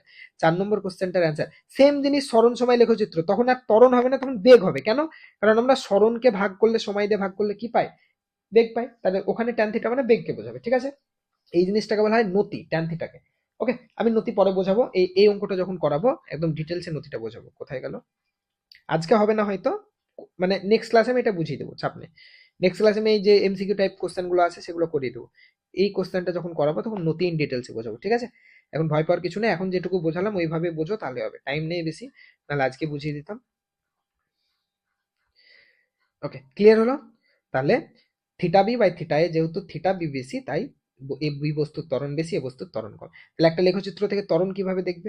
আচ্ছা, এবার 4 নম্বর কোশ্চেন বলেছে সমত্বরণে গতিশীল কণাগুলির মধ্যে কোন কণাটির ত্বরণ সর্বনিম্ন, সব থেকে ত্বরণ কম কার, তাই বলেছে। তো ভালো করে তাকালে দেখতে পাবে, ভালো করে তাকালেই দেখো, এ দেখো এটার তো ত্বরণ জিরো, সরি 4 নম্বরের তো ত্বরণ জিরো। 4 নম্বরকে নিয়ে তো কোনো গল্প নেই, ও সমবেগে যাচ্ছে মানে ওর ত্বরণ জিরো। 4 নম্বরের ত্বরণ জিরো, ওটাকে নিয়ে আমার মাথা ব্যথা নেই। ঠিক আছে? পড়ে থাকলো 1 2 3। এবার ভালো করে তাকালে দেখতে পাবে 2 আর 3, এই 1 আর 2 স্যার সমান কোণ করেছে, আর 3 এর কোণটা স্যার ছোট। তাহলে স্যার অ্যান্সার হবে সর্বনিম্ন সব থেকে কম ত্বরণ কার? 3। তাহলে 4 নম্বর কোশ্চেনের অ্যান্সার হলো 3। আমি এখানে লিখে দিচ্ছি যে এক্স অক্ষের সাথে, এক্স অক্ষের সাথে যত বেশি কোণ করবে যে লেখচিত্র, তার ত্বরণ তত বেশি। বোঝা গেল? তাহলে যে কম করবে তার ত্বরণ তত কম। বোঝা গেল? কারো ডাউট আছে? যে এক্স অক্ষের সাথে যত বেশি কোণ করবে তার ত্বরণ তত বেশি। বুঝছো সবাই না বুঝো নেই? সবাই বুঝেছো না বুঝোনি বলো?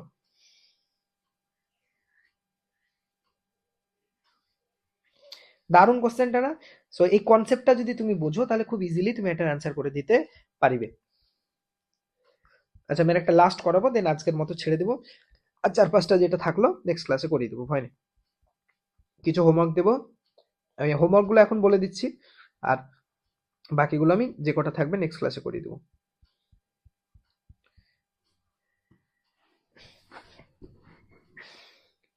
ক্লিয়ার হয়েছে? চলো, এগুলো ভালো করে পড়বে। আচ্ছা, এই কোশ্চেনটা দেখো। ঠিক আছে? এই কোশ্চেনটা 16 নম্বর কোশ্চেনটা দেখো কি বলেছে।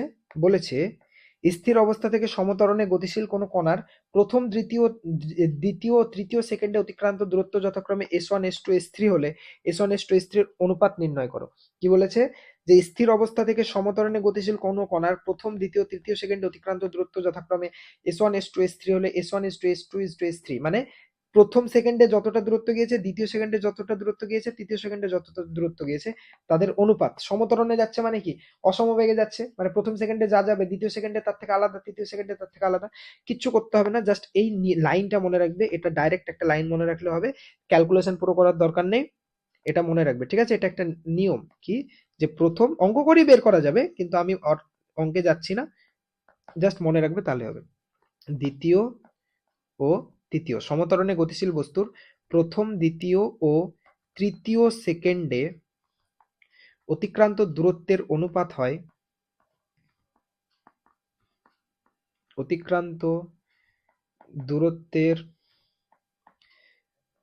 অনুপাত হয়, অনুপাত যদি প্রথম সেকেন্ড অতিক্রান্ত দূরত্বকে s1 ধরি, দ্বিতীয় সেকেন্ড অতিক্রান্ত দূরত্বকে s2 ধরি, তৃতীয় সেকেন্ড অতিক্রান্ত দূরত্বকে s3 ধরি, তাহলে সেই অনুপাতটা হবে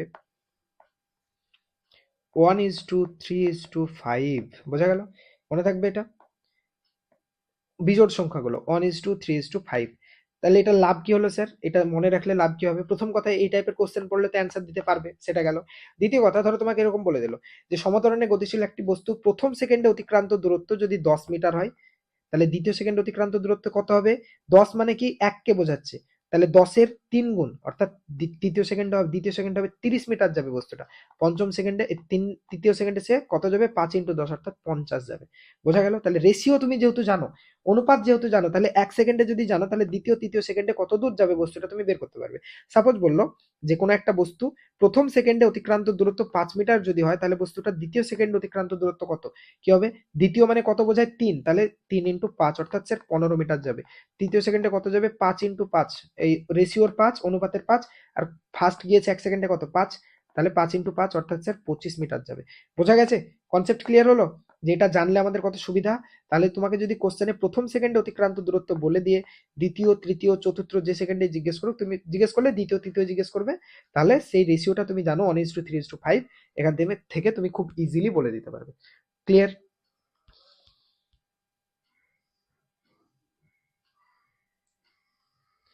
বোঝা গেছে? ওকে, 19 নম্বর অঙ্কটা আমি হোমওয়ার্ক দিচ্ছি, ঠিক আছে?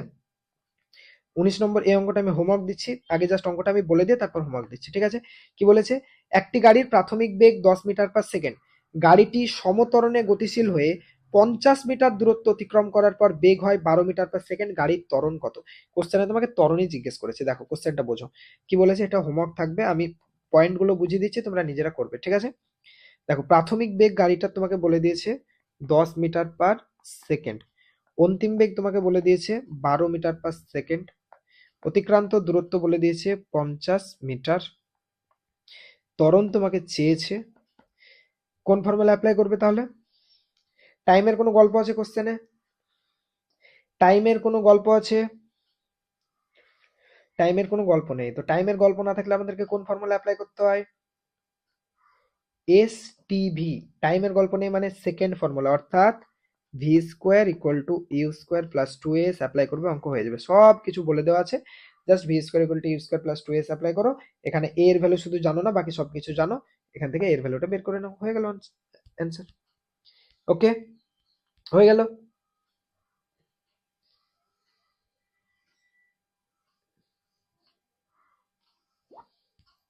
আচ্ছা, তারপর 23-এর অঙ্কটা হোমওয়ার্ক থাকবে।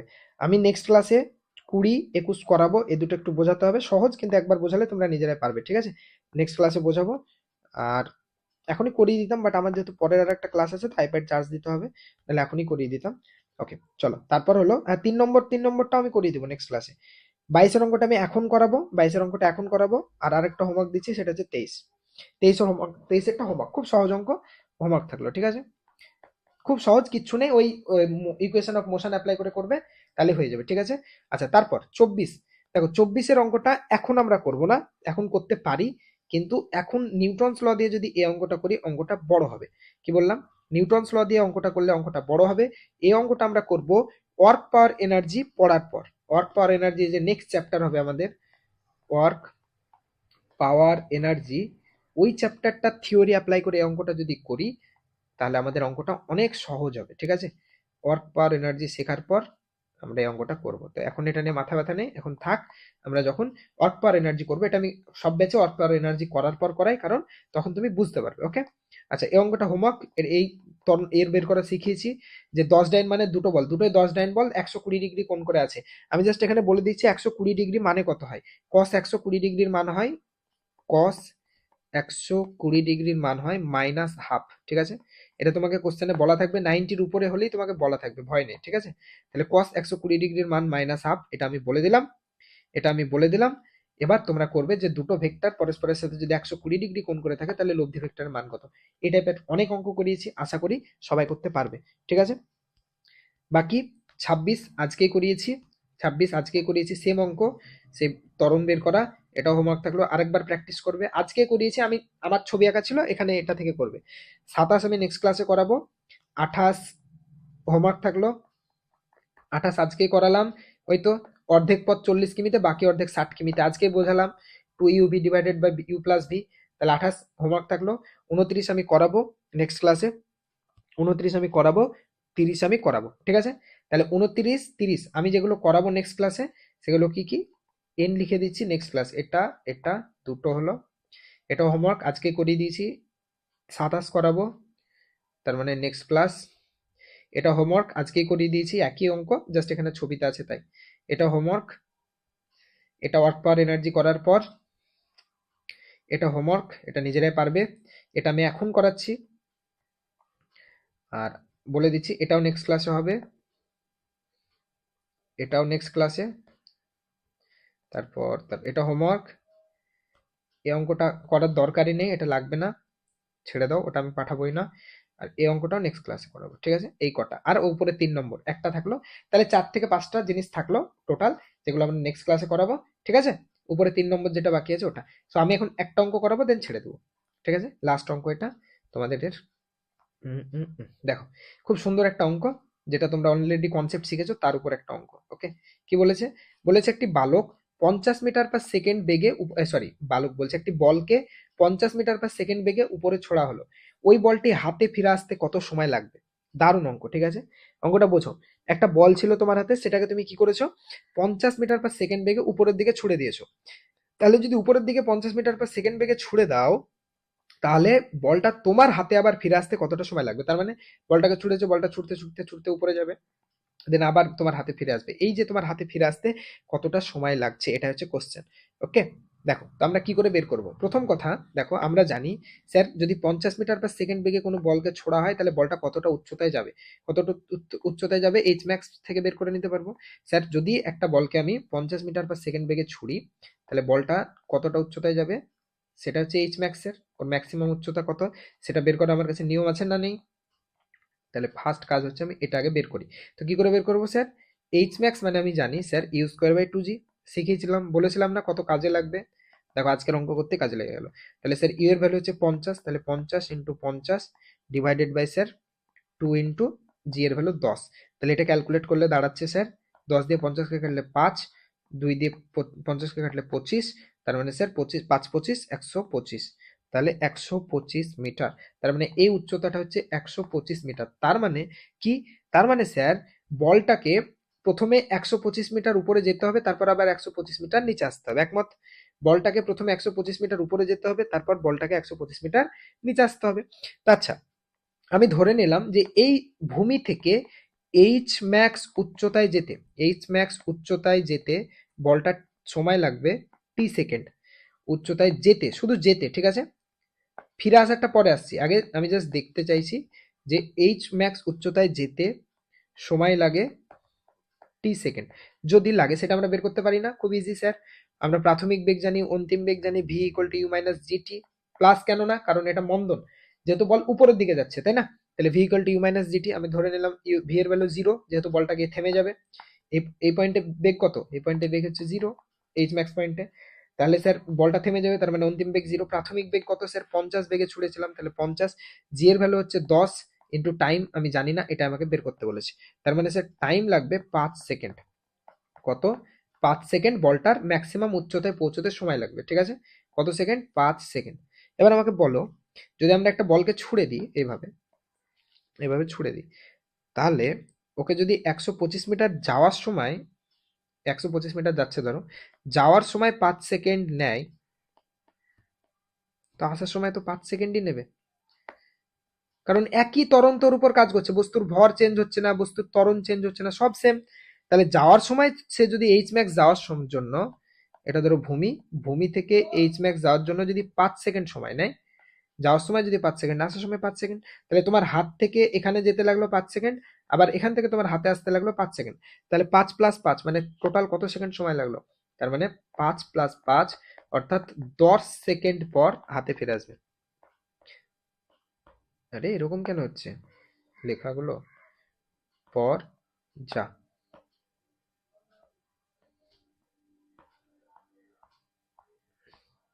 হাতে, ঠিক আছে? মানে আইপ্যাড প্রচন্ড হিট হয়ে গেছে, ওর জন্য ল্যাগ করছে মেবি। বোঝা গেছে? খুব সহজ অঙ্ক। তাহলে তুমি এইচ ম্যাক্স থেকে প্রথম ম্যাক্সিমাম কতটা উচ্চতায় যেতে হবে বের করে নিলে, তারপর U equal to V equal to U minus G T apply করে কত সময় লাগবে বস্তুর যেতে সেটা বের করে নিলে, হয়ে গেল অঙ্ক।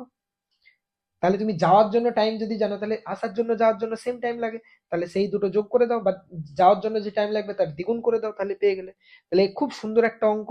এই টাইপের অঙ্ক পরীক্ষায় দেওয়ার কিন্তু সম্ভাবনা খুব বেশি, ঠিক আছে? কারণ অঙ্কের মধ্যে কঠিন কিছু নেই, কনসেপ্ট যদি একবার বোঝো। ঠিক আছে, তুমি এইচ ম্যাক্স বের করা জানো, তুমি এ, কত সময় লাগবে সেটা জাস্ট দেখে নাও, অঙ্ক হয়ে গেল।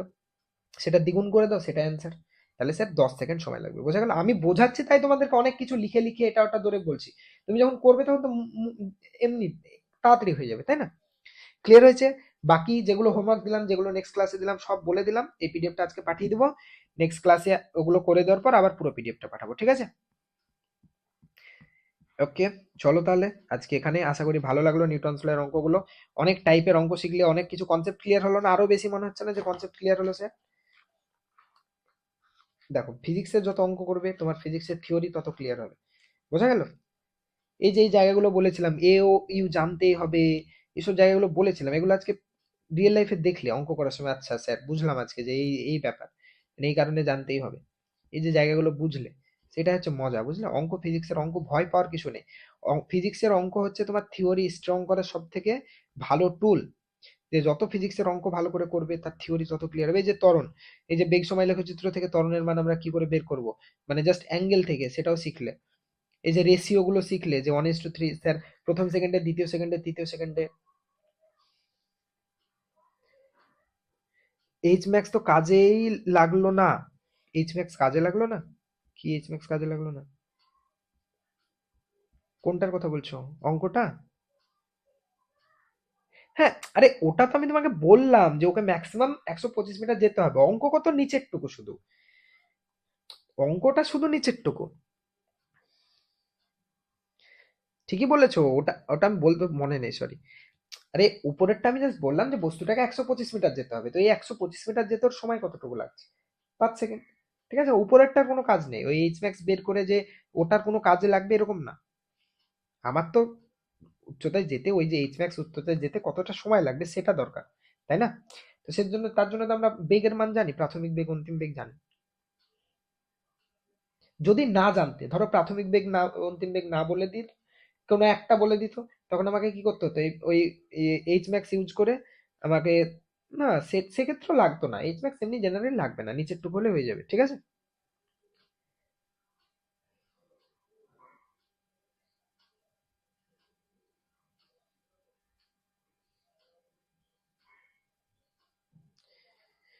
ওকে, ক্লিয়ার তাহলে।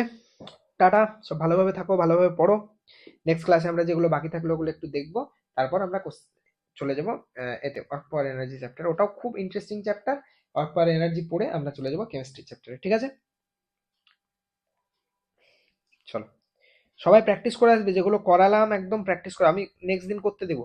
যে কোনো একটা অঙ্ক দিব, দিয়ে বলবো করো এটা, কেউ দেখে বললে করলে হবে না, ঠিক আছে? নিজে নিজে করতে হবে। ওকে, চলো সবাই প্র্যাকটিস করে আসবে, যে যে অঙ্কগুলো করিয়েছি। আমি ডেটা চেঞ্জ করে দিব যাতে তোমরা বুঝতে না পারো, যে এক্সাক্ট টুকতে না পারো, না বুঝলে যেন না পারতে পারো করতে। ওকে, চলো তাহলে, টাটা, গুড নাইট, ভালো থাকো সব। আবার নেক্সট ক্লাসে দেখা হবে, পরের শনিবার মেবি, না? ওকে, চলো টাটা, থ্যাংক ইউ সবাইকে।